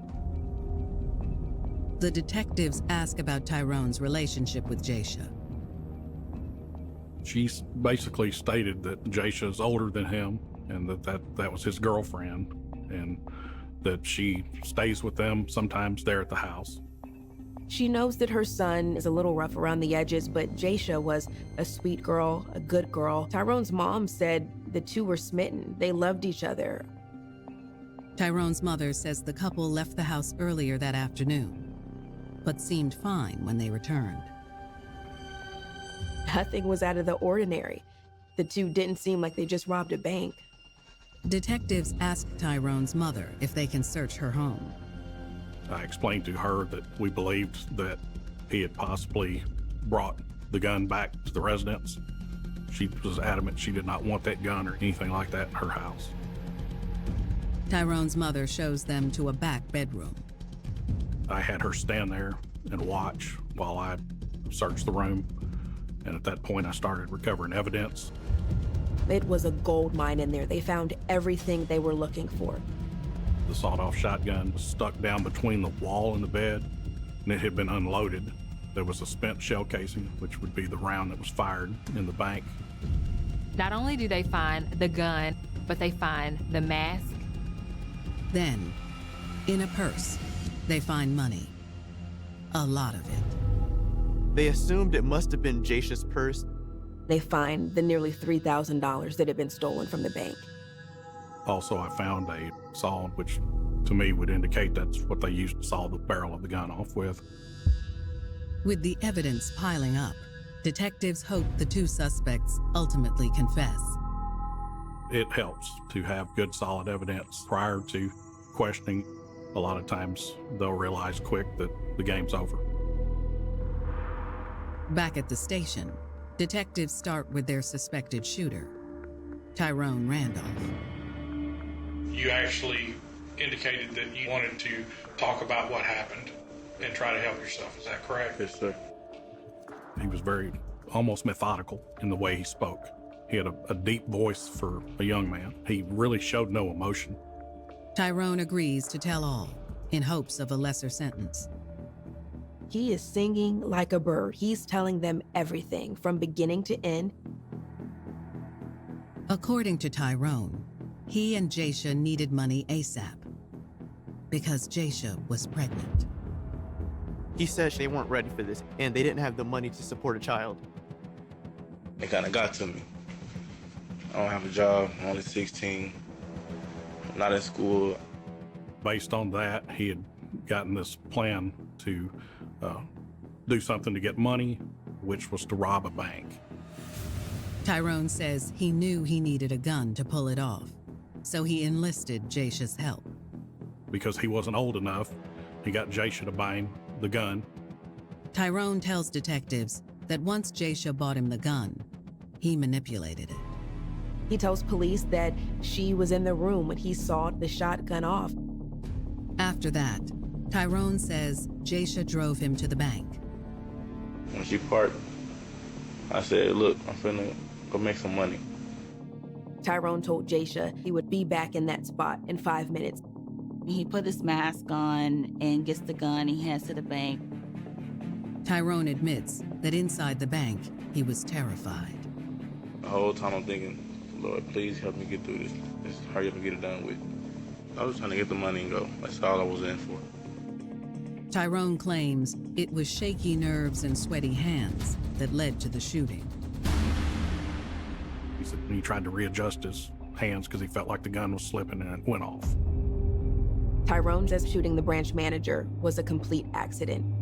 I didn't mean to shoot him, but the gun went off. I did not mean it, sir. Detectives are skeptical of Tyrone's claim that the shot he fired was an accident. I don't believe it was an accident. He claims that his hands were sweaty, but he had gloves on. Not to mention, Tyrone's statement directly conflicts with the victim's account. The bank manager said he meant to shoot. He had the money, so the only other thing to do was fire the weapon. Detectives hope that by speaking to Tyrone's girlfriend, Jaisha, they can get to the bottom of things. Jaisha had a choice. She could either lie about everything that happened and protect herself, or she can tell the truth. But when detectives sit down with Jaisha, they'll learn that she had a history of riding for Tyrone. This isn't the first time she's actually committed a crime for her man. She just couldn't say no, and she would do whatever he wanted her to do. He gave her an adrenaline rush that she'd never had before.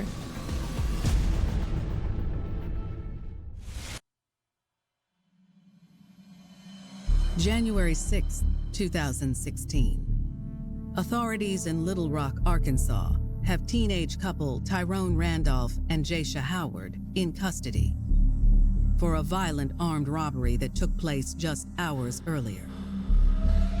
They made out with about $3,000, and a man was shot in the process. Tyrone has confessed to detectives, but they aren't so sure he's telling them the whole story.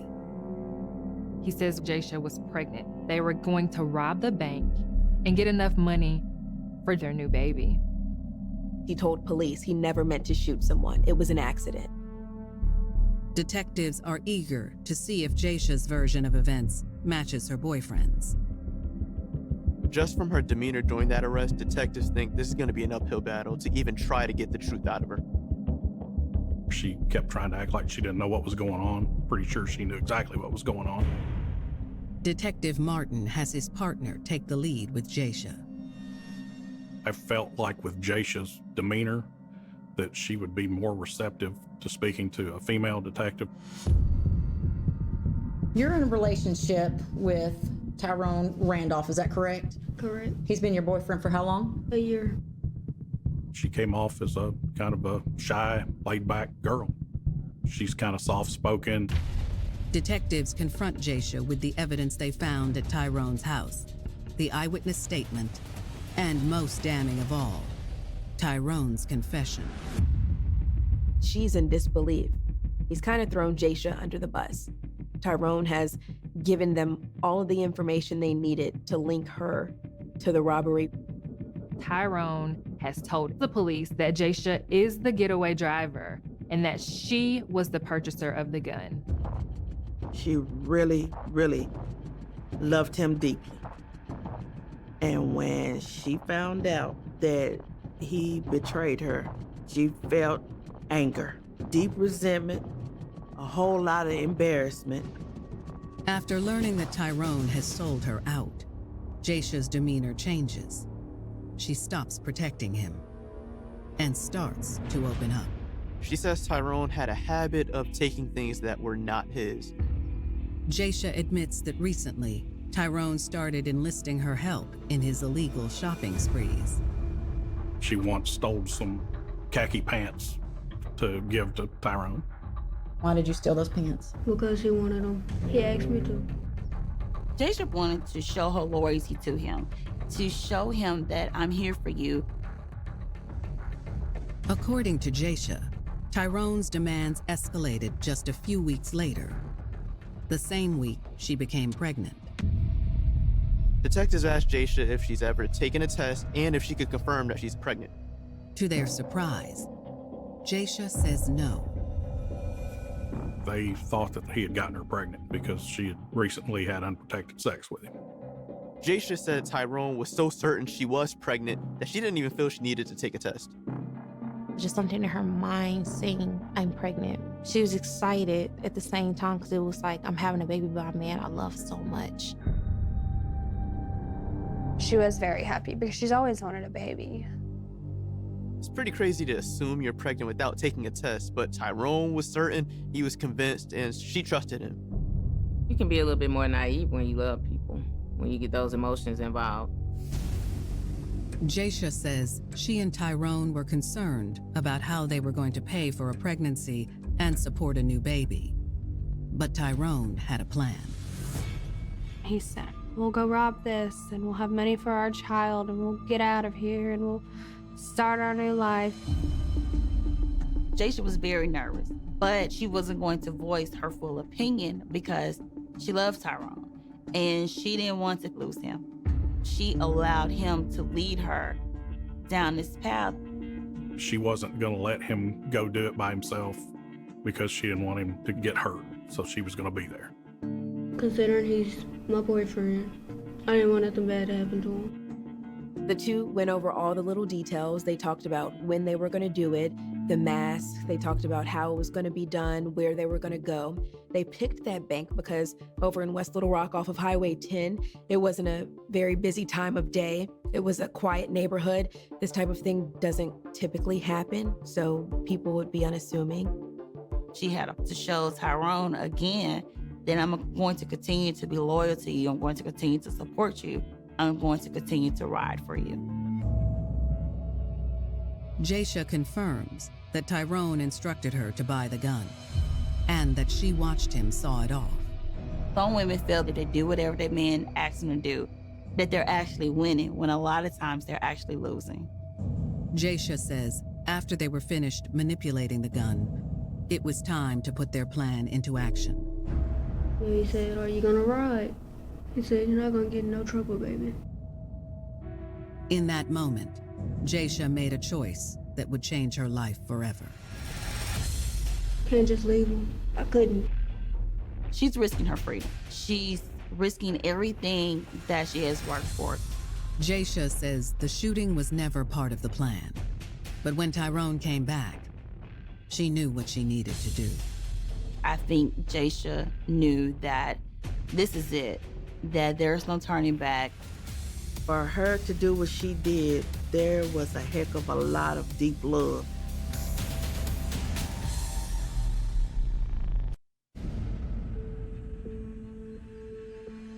January 6, 2016.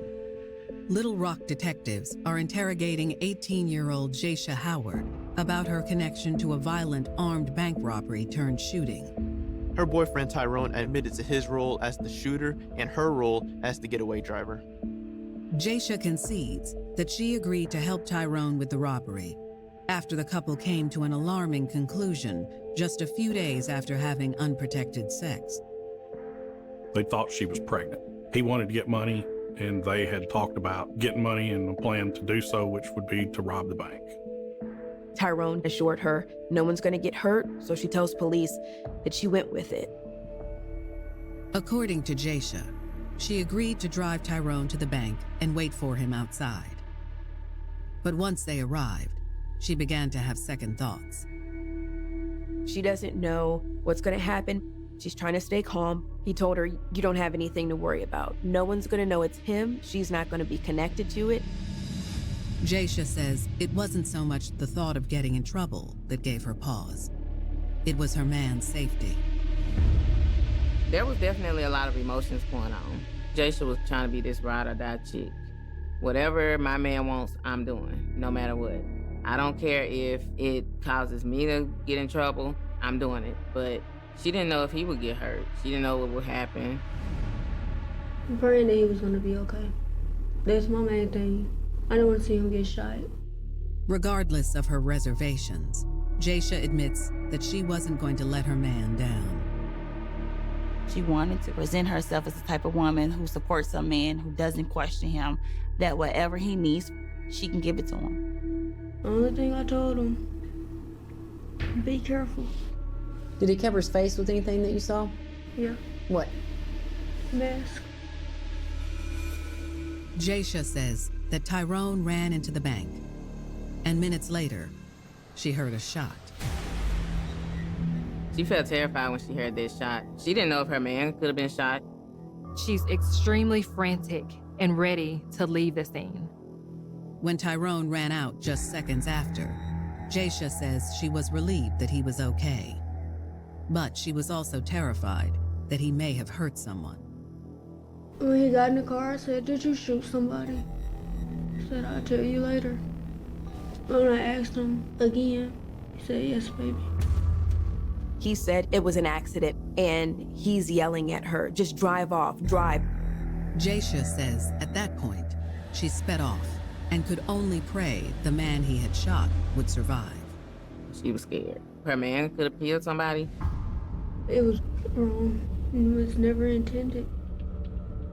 Jaisha says when they got back to Tyrone's house, he directed her to help him hide the evidence, namely, the $3,000 stolen from the bank. He told her she needed to keep that money in her purse. She knew it was wrong, but she went along with it because she loved Tyrone that much. Her mindset was, I'm the perfect girlfriend, I'll be the perfect wife. Whatever the man tells me to do, I'm gonna do it. With that, detectives end the interview, and Jaisha is escorted to her jail cell. She felt defeated because she had goals of being a mother, raising a family, and just starting a whole new life. But now she may never be able to accomplish that goal. Jaisha probably started seeing her future fading away, thinking about how instead of being a lawyer, she might be sitting in a jail cell. The next morning, detectives get their hands on the surveillance footage from the bank. Even though Tyrone claimed the shooting was an accident, they suspected the footage might prove otherwise. He said it was an accident that the gun went off, but it was just a look in his eye. Then you just see like these eyes in the mask. They were determined. He stopped and pointed the weapon and fired. The witness accounts are confirmed by the surveillance footage. The video was impeccable. You could see very clear what happened. When you see something like that on tape, that he had every opportunity to walk out of the building with the money and accomplish his goal, but he was determined that he was going to fire a shot before he left that building. He intentionally rocked back and pulled the trigger. The video clearly shows this was no accident. Soon, detectives will receive yet another alarming piece of information. One that suggests the crime was even more senseless than they had originally imagined. Tyrone knew exactly what he was doing when he convinced her that she was pregnant. This was all a part of his master plan. Could have been her way out of Arkansas and her chance to start a new life. So she believed everything he said.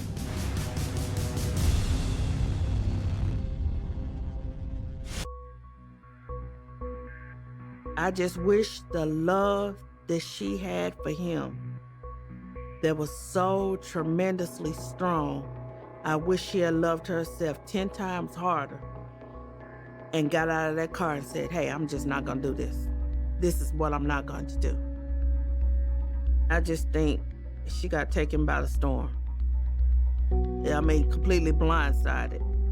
She really loved him. I do know that about my niece. And I guess she felt as if she had to prove herself to him. January 7th, 2016, Little Rock, Arkansas. 18-year-old Jaisha Howard and her boyfriend, Tyrone Randolph, are in custody for their involvement in a violent bank robbery turned shooting. The shooting victim and bank manager Sam Lewis survived, but the witness testimony and video shows that this shooting was intentional.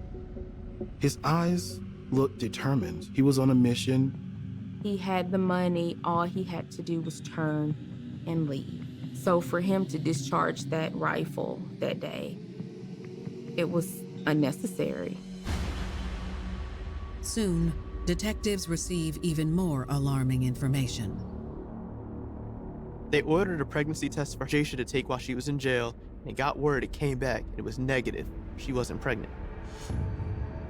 I feel bad that she found out she wasn't. Because it's like all this could have probably been avoided. Detectives surmise Tyrone may have tried to make Jaisha think she was pregnant as part of his overall plan. He may have been planning this robbery all along, and he convinced Jaisha that she was pregnant so that she would actually help him. Jaisha Howard and Tyrone Randolph are charged with attempted capital murder, aggravated robbery, battery, and theft of property. On top of that, Jaisha is charged with furnishing a deadly weapon to a minor. Due to the violent nature of this crime, the prosecuting attorney's office authorized me to charge Tyrone as an adult with attempted capital murder. Jaisha's friends and family are shocked that their loved one has gotten wrapped up in such a violent crime. There was nothing that could have prepared me for that day to tell me my niece had went to rob a bank.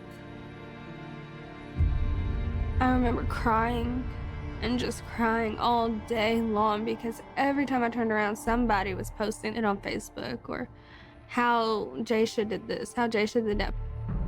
I saw on the news the Bonnie and Clyde of Arkansas, and I'm just like, wait, this is Jaisha. October 2016. In a pre-trial hearing, Tyrone and his attorneys try to put everything on Jaisha. It was like that back and forth little law game that people play. Well, she's of legal age and she gave the money, so this must have been her idea. Tyrone's attorneys suggest that Jaisha was the true mastermind behind the crime, and Tyrone was simply manipulated into doing her bidding. Tyrone's defense attorneys were basically saying that he was a kid, but he was in this trap with an older woman. They tried to make it seem like she's the one that manipulated him, that made him think that he needed to do this for her. Tyrone's legal team also bolsters his original claim that the shooting was a complete accident. Tyrone explains his hand slipped and he accidentally shot the gun and shot Mr. Lewis. However, the evidence and witness statements are more than enough for the judge to refute Tyrone's stance. The judge was not buying Tyrone's story. It was clear he was the mastermind and shot Sam Lewis on purpose. So Tyrone had an option of going to trial and letting a jury decide his fate, or pleading guilty and taking a 30-year sentence. Ultimately, Tyrone decides to take the plea. They asked, did you really say anything? He didn't say anything. No remorse, nothing. This was a very violent crime. His lack of remorse was eerie. In the wake of Tyrone's sentencing, Jaisha also decides to plead guilty. Before hearing her sentence, Jaisha apologizes to the court and to the victim, bank manager Sam Lewis. She turned around and told the man, like, I'm sorry that I made these choices that harmed you and your family. I own full responsibility for my actions. I respected her for that. I'm raised to forgive, but it's so hard when my life is not the same. So at the moment, I haven't arrived at the forgiveness stage yet. Though her remorse is appreciated, the judge still throws the book at Jaisha. Jaisha ends up being sentenced to 21 years in prison. When those 21, she can get out in maybe 9 with good behavior and the rest on parole. I felt like somebody punched me in the stomach because I know even after my niece gets out, it's not going to be easy for her. It's not. It's a tough lesson to learn. You seek love, and then it ends up being your undoing. Jaisha had a really good future, and she just let love get in the way of that. That became her downfall. Love. I think she's looking back at herself now like there were so many red flags. There was so much I could have done to avoid all this. That whole ride or die for my man thing, I think that's what the kids think it's cool to keep him happy, you know, do whatever he says, but that's just not, it's not cool.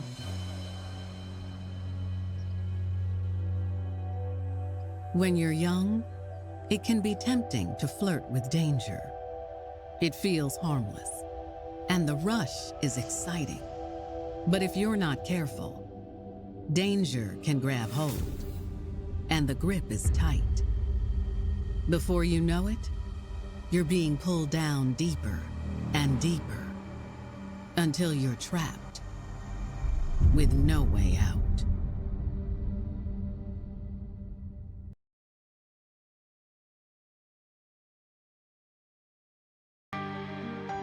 They say that no one falls in love by choice. It is by chance. She felt really close and attached. She was envisioning their future together. But sometimes chance encounters lead down dark paths. I was trying to hook up with her. All I know is that it started to feel uncomfortable. And the heat of passion can reach a boiling point. Me and this one just got done fighting. He told her that they would be coming back. She said that she didn't think that it was going to come to that point. 911 emergency, you need police, fire, or an ambulance. 911 emergency, hello. This was a person who had become unhinged. It's like he started turning into the devil. And when tempers flare, there's a thin line between destiny and blind rage. Lord, I hate this man. He's not a good person. I hate this man.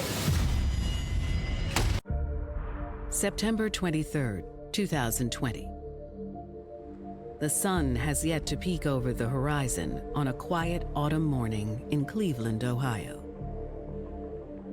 I think Cleveland is a great representation for the whole country. It's very diverse, very artsy. They call us the best location in the nation for a reason. Cleveland is made of so many different parts and so many neighborhoods. It's kind of a dichotomy of stories. On one side of the city, there's opulence. On other sides of the city, it's gritty.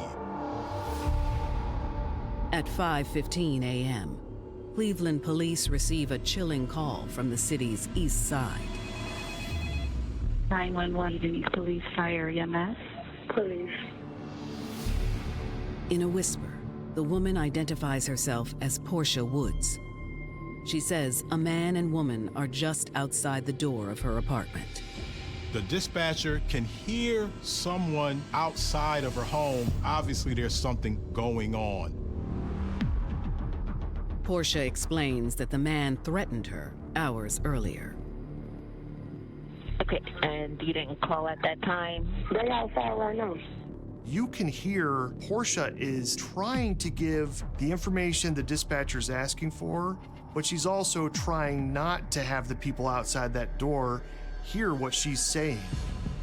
What's going on? Why is that happening? Because she know my brother and said that my brother did something to her and she swung on me and we were fighting. And the boy downstairs put a gun to my head. It was a male? Mm-hmm. Blackwater Hispanic male.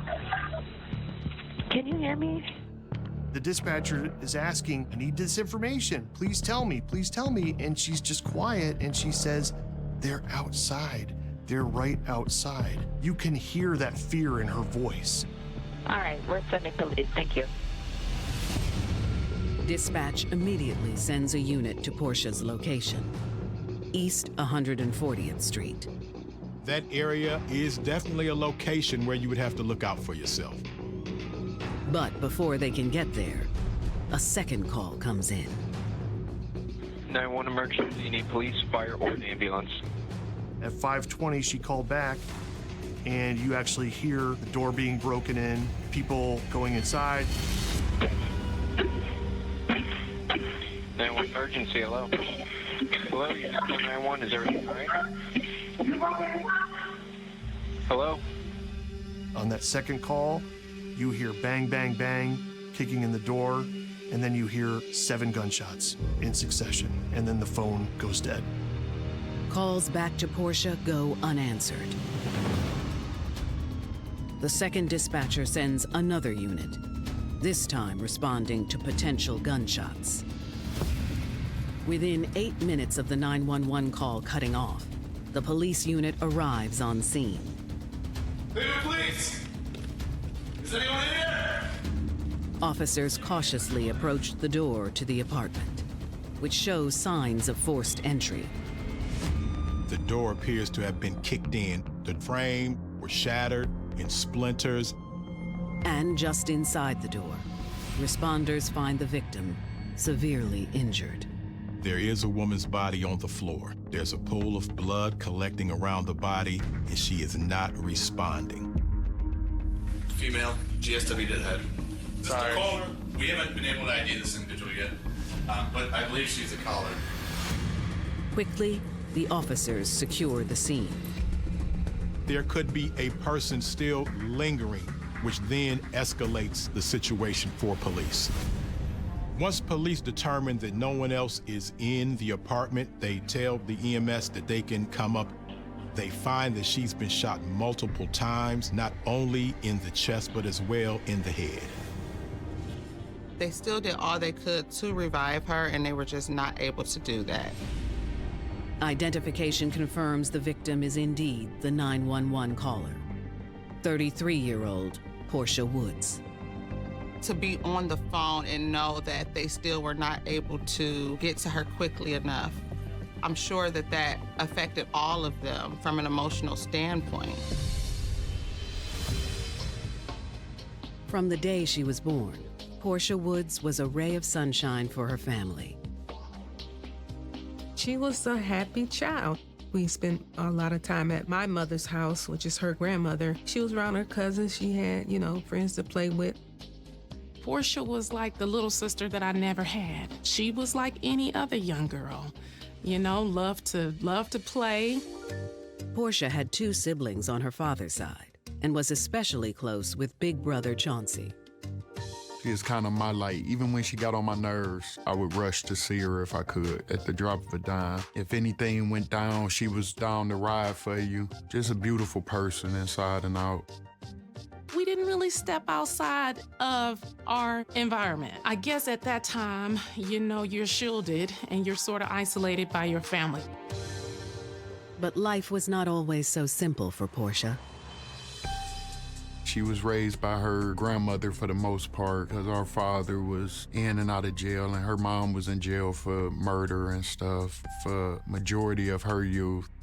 A lot of the things that or cards that she was dealt with could not have been easy.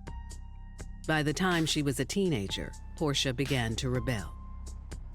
As she got older, she kind of gotten away from us and gotten out in the streets and was doing God knows what. She just was a product of the environment she was living in.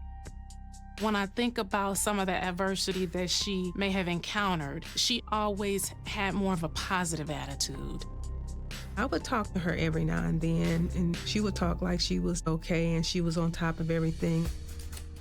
By the fall of 2020, Portia decided to take her independence one step further and leased her own apartment. Portia had got this apartment up on 140th and Kinsman, and when she first got it, I was like, Portia, you could live anywhere in the world. Why would you choose to live on 140th and Kinsman, And she was like, brother, I'm just happy to have my own place, and I respected that. When it was time to move in, Portia's brother was there to help. I think I took her like a kitchen rack over there, microwave, hook her cable up. I was being a big brother. Being able to provide that for yourself, that was something that was important to Portia, to be in her own space, and she cherished that. But now, just a few weeks later, Portia's cherished new home is the scene of a horrifying crime.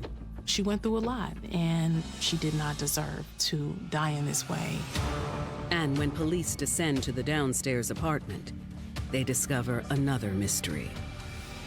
Hey guys, we got another open door here. The door jamb was broken. You could tell there was forced entry. Do Cleveland police have a violent rampage on their hands? They're looking at potentially 2 different burglaries that happened in the same apartment building. Cleveland Police, anyone in there? On September 23, 2020, 33-year-old Portia Woods has been found shot to death inside her Cleveland, Ohio apartment. That first 911 call, you could hear people outside of her door. There's more than one. And she's talking about the people from downstairs. Well, then at 5:20, she called back, and you actually hear the homicide occur. 911 emergency, hello. Now, Cleveland police have found signs of another break-in downstairs. They tactfully enter the apartment. Is the apartment open? Yeah, it's more centric too. Man, police! Anyone in there? The apartment is empty. Are Portia's neighbors her assailants or victims of a bigger crime spree? The neighbor's apartment showed signs of forced entry as well. And so when police get there and they don't have an explanation. Back upstairs, detectives continue processing the crime scene inside Portia's apartment, trying to piece together what happened. She was shot 6 times, and it was basically at point-blank range. My experience being shot that many times, it's personal. They had to have known each other.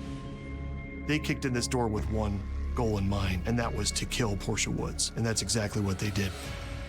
The evidence also suggests that Portia had been waiting on her attackers. She got a knife, a hammer. Yeah, she looked like she was ready for something. There was a baseball bat that she had. She knew she was in danger. Portia was pulling out anything that she had to be able to feel prepared and ready to fight off the danger that she was anticipating. She knew these people were coming through this door, and she called back to 911 because she wanted to have a record of what happened to her. The question now is, who was she waiting on? Police turned to neighbors for help. Pretty early on, there was a mention of a neighbor that lived across the hall from Portia. The neighbor, who identifies himself as Bus, says he witnessed Portia arguing with a man and woman hours earlier. It was a fight in the hallway. There was a fight that took place prior to those 911 calls. I think it was approximately 2:30 in the morning. Those same 2 people had been to Portia's apartment earlier that day. Neighbors report that there had been a lot of commotion, a lot of shouting, arguing, and drama. Bus tells police that things became physical between Portia and the mystery woman. They actually get into a physical altercation that results in Portia pulling off a red wig. I guess Portia's supposed to have whipped the girl pretty bad. And then the guy put a gun to her head and told Portia, we coming back, and we gonna come back, and we gonna kill you. There's a lot of red hair right there on the windowsill. Do you think that belonged to the suspect earlier? It might have been her hair. We did recover a wig on the landing between the first and the second floor. It was a red wig. Bus says he doesn't know the name of either suspect, but the woman looks familiar. You've seen her before, though? Yes, heavy set lady, probably about. She the one that was 27, darker than me. According to Bus, the couple left shortly after the fight, but then they returned at around 5 a.m., causing a scene. That's when they went and they kicked in the door of Portia, and that's when they shot and killed her. Bus says he did not see the homicide, but he did see the man and woman take off afterwards. He said they got into a black vehicle and fled the area. Before the black Malibu, about a 2008, had black rims on it. She took off in the Malibu, too? Yeah. The possibility of not one but 2 killers on the loose kicks the investigation into high gear. We're gonna start looking for this black Malibu. Why don't we see if there's any camera picture around it? The city of Cleveland has cameras throughout the city in certain neighborhoods at certain intersections. It doesn't take long to spot the car. A black Chevy Malibu, and we were able to pick that vehicle up at several intersections. Police feel certain they're looking at the surveillance of Portia's murderers getting away. Will they catch up before it's too late? They obviously fled the scene. They were nowhere to be found. The manner in which Portia was murdered inside her own apartment, it had to have been terrifying for her. I think she knew that was coming. When she made that first phone call, she did her best to tell the police who it was, what was happening, and what she was expecting to happen to her if they came through that door. And then to call back when it is happening, that took a lot of courage for her to do. In September of 2020, Cleveland police are searching for 2 suspects in the murder of 33-year-old Portia Woods. The violent couple has fled the scene, leaving a trail of evidence behind. The police have eyewitness accounts of a tall man and a short, approximately 5'5", dark-skinned woman leaving the scene in a black Chevy with dark rims. Police looked at city cameras around this location and saw evidence of the dark-colored Chevy Malibu leaving the scene. And on September 25th, 2 days after the murder, they locate the getaway car abandoned a few blocks away. The black Chevy Malibu is impounded, and the police begin searching for any evidence. Unfortunately, there's no smoking gun. But there are other pieces of evidence that could help police ID the killers. Cigarette butts, water bottles, and touch DNA evidence are collected by CSI. We were able to track down the owner of the vehicle that the license plate was registered to. It came back to a female actually out of Columbus. Detectives make the 2-hour drive to Columbus, Ohio, where they confront the owner of the vehicle. However, she claims to know nothing about a murder in East Cleveland. She had told us that she had actually sold her car to someone else, but she allowed him to drive the car with her license plate still on the vehicle. There was actually no paperwork exchange between the two. It was just a cash transaction. The woman is able to provide a name for the man who bought the car, Toriano Williams. She says he lives with his mother in a Cleveland apartment on 140th Street. Toriano's mother's apartment was the floor below Portia's apartment in this building, so they had that connection to being from downstairs. It's the same apartment that showed signs of forced entry, but no signs of its tenants. Now this case is starting to come together. As police put out feelers for Toriano Williams, detectives get a visit from Portia's brother, Chauncey Bizzell. How you doing? How you doing? Chauncey gives detectives an important lead. Portia had left him an unsettling message just hours before her murder. And you see it's 2-something in the morning that came through. You let this hoe come up to my house and show this hoe where I stay at. Me and this hoe just got done fighting. You got it pulling the gun on me. And you ain't gonna answer the phone? Our relationship had took a downward spiral. She was cussing me out. You bum, cornball, Gary. Tell me what she was upset about. She's fussing at me, and she's saying that this girl came over to her house. And I say, what girl? And Did you know? I had an idea. Chauncey says he believes the woman who confronted Portia is someone he'd met a few days prior to the murder, a woman who goes by Jay. Chauncey says he met this woman the same day he was helping his sister move into the apartment. I was leaving her apartment one day, and the girl was standing on the sidewalk. I was like, what's going on with you, lady? And she asked me if I was the Uber driver. And I was like, nah, but I'll take you wherever you're trying to go. And she was like, I'll pay you. And I was like, get on in, you know. She said that she didn't stay in that building. Well, who does? This is where it was unclear to me. You only knew her as Jay, right? Yeah, and I was trying to hook up with her. According to Chauncey, they go and they run some errands, and they wind up back at some apartment complex on the east side of Cleveland. She said she had to go down there to get some mail. And Chauncey said he just happens to glance at the mail, and he saw her name. She told me her name was Jay, but the mail that she left in my car said Jannie, Jannie, P-A-C-E. That's how we got the name Janny Pace. Once he knew her name, Chauncey said the two made plans to hang out a bit longer. From there, they go to a hotel. They rent a room. It was the Express Inn, Northfield. But after only a few minutes in the room, Chauncey says Janny abruptly left. Chauncey said at some point, Janny just runs out of the hotel. When she left, did she leave in a vehicle? I didn't see a vehicle. All I know is that when she left out the room, I sat in the room for about 2 minutes, and then it started to feel uncomfortable. Chauncey says after a few minutes, he called Janny and got another surprise. The dude answered, and he said something mumbling, and I couldn't make it out, and he hung up. Chauncey now has reason to believe the same man who answered Janny's phone is the one who threatened his sister. Could that man be Toriano Williams?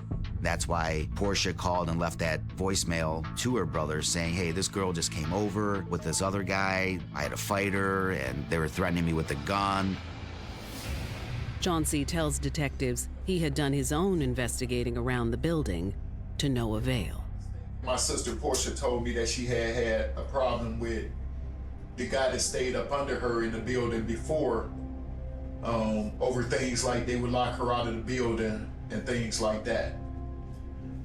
So I was trying to find out if this was the same guy. Now, when I talked to the landlord of the building, he said that a dude didn't stay in the building. There was people in and out of the house all the time, and they moved out 3 weeks ago. Toriano did spend some time there, some nights, at the Muller's apartment. But Janny did not live there, and from what we know, Toriano was just there occasionally, did not permanently reside in that apartment. Detectives feel certain they're on the right track, and they now have names for both of the suspects, Toriano Williams and his girlfriend, Janny Pace. Sir, we're going to continue to work this case and to try to find the people that killed your sister. Will Cleveland police catch up to the modern-day Bonnie and Clyde before they get away with murder? Every police officer in Cleveland is on the lookout for these two. Fall 2020.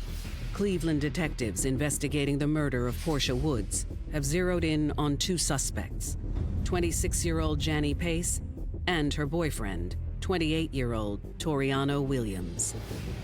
Now that the detectives have names of the suspects, a full-on search starts for Janny and Toriano. We gave it to our fugitive task force, which includes the U.S. Marshals. As the task force scours the city for Janny and Toriano, detectives begin digging into the fugitive couple's background. It's soon clear Janny Pace is no stranger to hardship. Janny broke her leg when she was in her early 20s and developed an addiction to pain pills, which kept her in and out of recovery. By her mid-20s, a series of failed relationships had left Janny a single mom to 3 kids. It was around this time she began hanging around a friend's brother, Toriano Williams. Janny had expressed to some of her friends that she had found happiness when she met Toriano Williams. He was charming, he was devoted to his friends and family. Like Janny, Toriano had 2 children.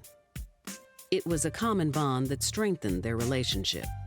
For a person who is a mother, when they find someone that has that same thing in their life, it can feel like you're really in love and that this is really someone you can create a future with. But Toriano also had a dangerous side. He was a little rough around the edges. He was known for carrying a gun. Janny was a little hesitant and nervous about that, but she got accustomed to it. Eventually, Janny grew to love the sense of security and protection Toriano provided. Ultimately, we all want to feel safe. We all want to feel wanted, and we like to feel chosen. But had Janny chosen wrong when she got involved with Toriano Williams? Now, Cleveland investigators and U.S. Marshals are hot on the couple's trail. We can only speculate that somebody capable of unloading a full clip of ammunition at a young woman was probably enraged. It is apparent that this was a person who had become unhinged. Nearly 4 months after the murder, the task force finally gets a lead on Janie Pace's location. Not only is Janie still in Cleveland, but not too far from where the murder took place. Once we had her identified, we did put out a warrant for her, and the U.S. Marshals picked her up. On January 26th, they sit down with Janie in an interrogation room. At first, she plays coy. I was not involved in anything. Initially, she lied to us, didn't have anything, didn't know anything about it, wasn't involved.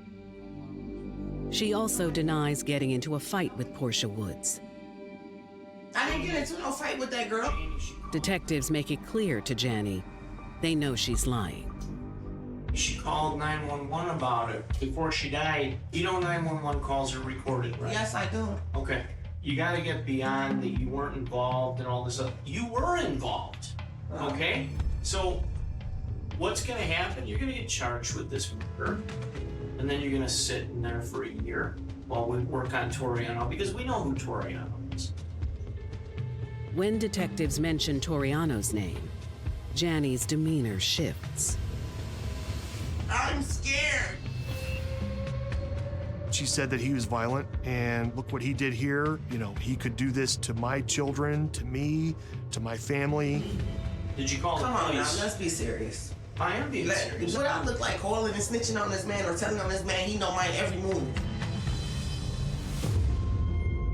Backed into a corner, Janie begins to tell detectives her story. I'm over it. I'm over it. Okay. I was there. We got into a fight. That took a while for her to inch up closer and closer, and then finally admitting to being there when Toriano killed Portia. He get this look in his eyes, and it's like he turned to somebody else. January 2021. After a nearly 4-month manhunt, police in Cleveland have arrested one of 2 suspects in the brutal slaying of Portia Woods. Now, in an interrogation room, Janie Pace begins to turn on her former lover, Toriano Williams. She felt really guilty about what happened to Portia, but she was also really afraid of Toriano. So she remained on the run with him during those 4 months after the murder. But Janie insists that she was only a witness to the murder, and she has no idea where Toriano is now. I'm over it. I'm over it. Okay. I was there. We got into a fight. He did. I didn't have nothing to do now. Detectives press Janie about her encounter with Portia's brother, Chauncey Bizzell. I mean, what does that have to do with this, though? It has plenty to do with it. I met Chauncey one time. He offered me to pay him for a ride. Janie corroborates Chauncey's account that they ended up at a hotel together. But from there, her story differs. He was trying to get me to smoke with her. She said to us that she was a recovering heroin addict, I believe, and he was trying to force or pressure her into taking those drugs, which she didn't want any part of. She said that part of her life was over with. These started making me feel weird and paranoid. People act weird after that. Portia's brother, she believed, tried to drug her with the intention of possibly taking advantage of her. So that's why she fled the hotel. Janie says she'd called Toriano to come pick her up. Do you remember Chauncey trying to call you to get you to come back? Yes. Who answered the phone when he called? Tori. And what did he say? He took my phone and was like, it's over with. You ain't getting no. Stop calling this phone. Now, both of their accounts are a little bit different as to what happened. Chauncey said that they had some drug activity together. She says that only he was the one using drugs. Regardless, they ended up at a hotel, and she ultimately called Toriano Williams and left that hotel with Toriano instead of staying there with Chauncey. Janny admits when they saw Portia the next day, she picked a fight over the encounter with her brother. There was an altercation between the two, and that fight was about Janny telling Portia, your brother tried to drug me. That's where this whole thing stemmed from. So the fight took place where? In the stairwell. She was in the hallway just tripping. Towards you or towards him? She was talking to Tori when we was walking out the door, and then she started talking to me. Talking like yelling? She was hype, real hype. She lunged at me. But the fight ended abruptly when Toriano stepped in on Janny's behalf. Toriano pulls out his gun and points it at Portia's face. Janny says before the situation could escalate any further, she and Toriano left the apartment complex for a local hotel. We was already leaving and going to the hotel. We always go to hotels to have sex there. Janny explains that a few hours later, Toriano got a call from their neighbor. Sometime between 2:30 and 5 in the morning, Toriano gets a phone call from the neighbor across the hall from Portia saying, hey, that girl just broke into your apartment. I can't believe this went to my house. That's all he was saying. Toriano became really angry, really upset, and said that he wanted to teach Portia a lesson and headed over to her apartment. Tori got in his car. He went down there. While you were with him? Yes. He went back. Had his apartment been broken into? Yes. I Did think he the door say was something? kicked in. Sure enough, that door was kicked in. Janny said they'd go upstairs, and that's when they started pounding on Portia's apartment. They went right up to Portia's door, banged on the door, causing Portia to call 911 the first time. Minutes later, Janny explains that they kicked in Portia's door and found her yielding a familiar weapon. She had no weapons of her own in her apartment, so she had taken a baseball bat from Toriano's apartment. According to Janny, the sight of the stolen bat triggered Toriano. It's like he started turning into the f***ing devil.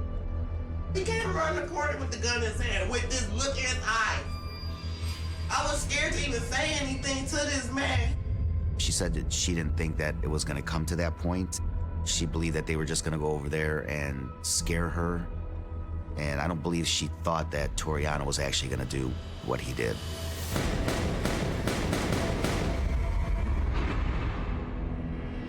Hell yeah, I went along with it. Yes, I did, because I was scared. Did he say anything when he came back out? He ain't say nothing, and that's what made me, he was just quiet as... Janny remembers feeling really shocked when it happened and that both of them panicked and just fled the scene in the Chevrolet Malibu. From there, they drove to Toriano's brother's apartment. Did he say anything to his brother? The only thing I heard him say is something get rid of the barrel. They said chop up the barrel. Janny says her and Toriano hid out at his brother's house for a few days, and then he dropped her off at her mother's house, abandoning the Chevy Malibu on the street. All of it is random and dumb as... It wasn't even, I don't even know this girl. We had no beef, no nothing. What was we even fighting for? It's a tragic situation. Yeah, tragic is an understatement. Yeah. I think she was remorseful for part of it, for being there and seeing it happen, but I think she had a little bit of a difficult time coming to grips with the idea that she was involved in this. Oh, I hate this man. He's not a good person. I hate this man. Within hours of Janny's arrest, the task force gets word that Toriano has been spotted, just blocks from where he shot Portia Woods to death. He was arrested later on that morning at about 11:30. Unlike Jani, Toriano refuses to speak with police, other than to deny knowing anything about the murder. What is it about? There was an incident where a young lady got killed. You've been identified as the person. So we're wondering if you would like to tell us about what happened. Beats me. Is that where you're gonna get charged with aggravated murder? Is that what you're gonna go with? Is it beats me? He was cool, showed no emotion whatsoever. In his interview with the police, very calmly, very coldly just said, I don't know what you're talking about. Would you mind giving us a sample of your DNA? You feel like you need it. And at that point is when he totally shut down and asked for a lawyer. Well, Mr. Williams, I wish you luck. So, you know, this is nothing personal, it's just a job. But you take care, all right? With both Jani and Toriano behind bars, prosecutors build their case and face a conundrum. The only evidence, aside from the 911 call and this car leaving the scene, was coming from Jani Pace. Will she be able to help them secure a conviction against her former flame? She said that she wanted to sit down and be a witness for the prosecution against Toriano. That neighbor, Bus, he ended up being killed in a homicide of his own in the fall of 2021. His testimony would have been important in this case because he could have put these two together right outside of Portia's apartment right before her homicide. When he died, I no longer had his testimony available.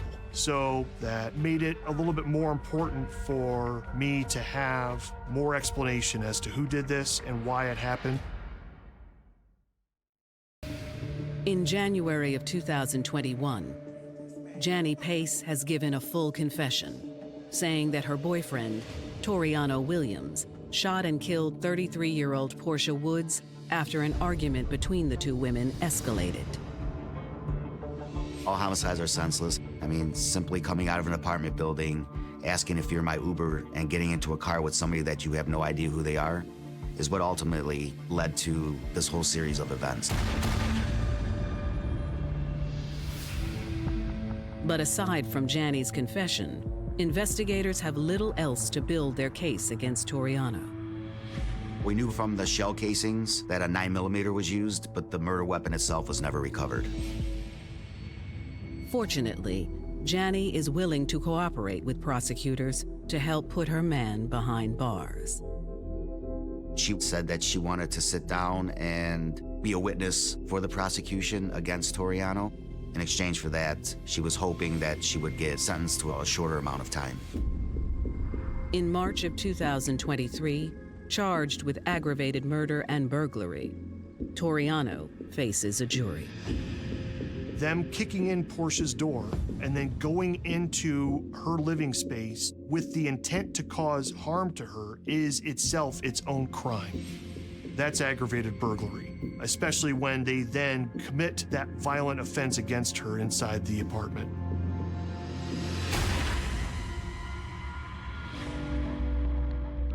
Jani takes the stand and maintains she had no idea Toriano was going to kill Portia, but she does express remorse for her part. She did a fantastic job on the witness stand. She wasn't rattled, and she basically told the truth about what happened. She said she wished she was strong enough to stand up to her boyfriend before the murder. Toriano's defense team attacks Jani's credibility, but the jury doesn't buy it. After a quick deliberation, Toriano was found guilty on all charges. The judge sentences him to life in prison with the possibility of parole after 30 years behind bars. It was justice, but I think it wasn't enough. I think he should have got life without parole. He took Portia's life viciously, and he shouldn't be able to come out at all. 2 months later, Jani faces her own fate. According to her deal, Jani is found guilty of involuntary manslaughter and aggravated burglary. Janie Pace's sentence was 10 to 15 years on the manslaughter and the burglary counts, plus 3 years for the use of the gun, so it's 13 to 18 years in prison. When we found out that she was handed down 13 years, it kind of surprised us all. I think these are really challenging types of cases because, of course, you want to make sure that there's justice served when somebody's murdered. However, there's also this idea that Janie may have been in a relationship where she was not herself psychologically and she was not always able to make her own decisions. For Portia Woods' family, no matter who's to blame, Portia's murder was preventable. I just see all these lives that was affected by something that was stupid. This wasn't like a reflex thing or a crime of passion or anything. Everybody had a chance to think about this and get out of it. And that makes it even sadder, even more pointless.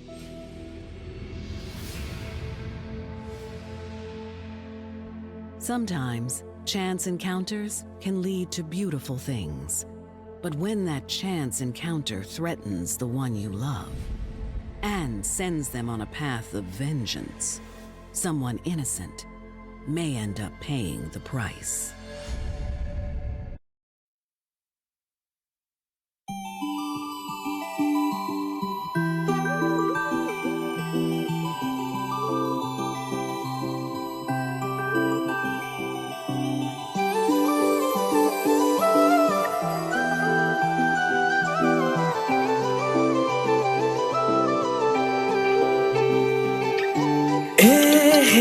La la la la la la la la la.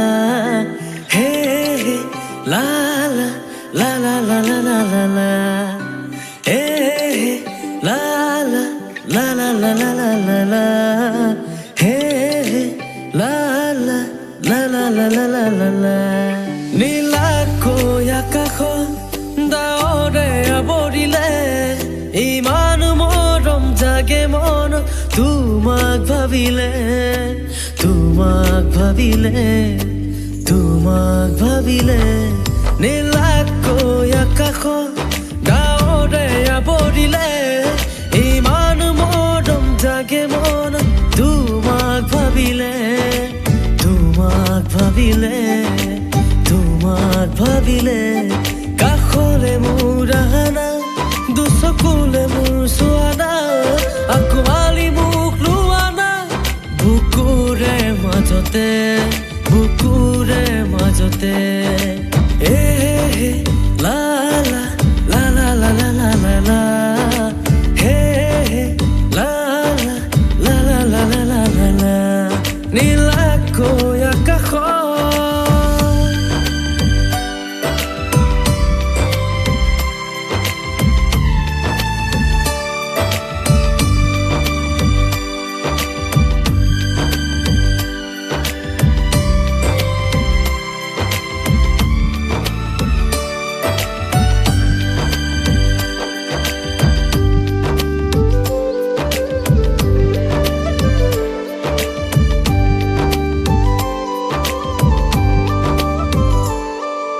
Ronga nila morom kinu dila polokote ahimu. Oh, ronga nila etisila uri uri jai morom bakhetula. Oh, ronga buku ronga tumak pabole.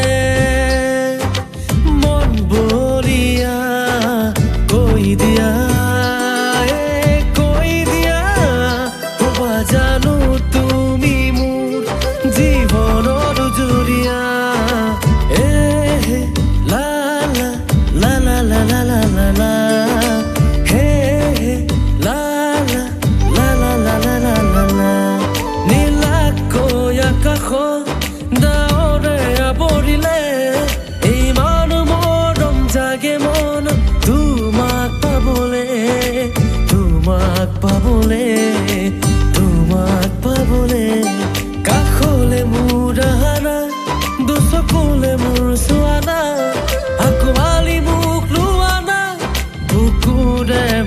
মাজতে বুকুৰে মাজতে লা লা লা লা লা লা লা লা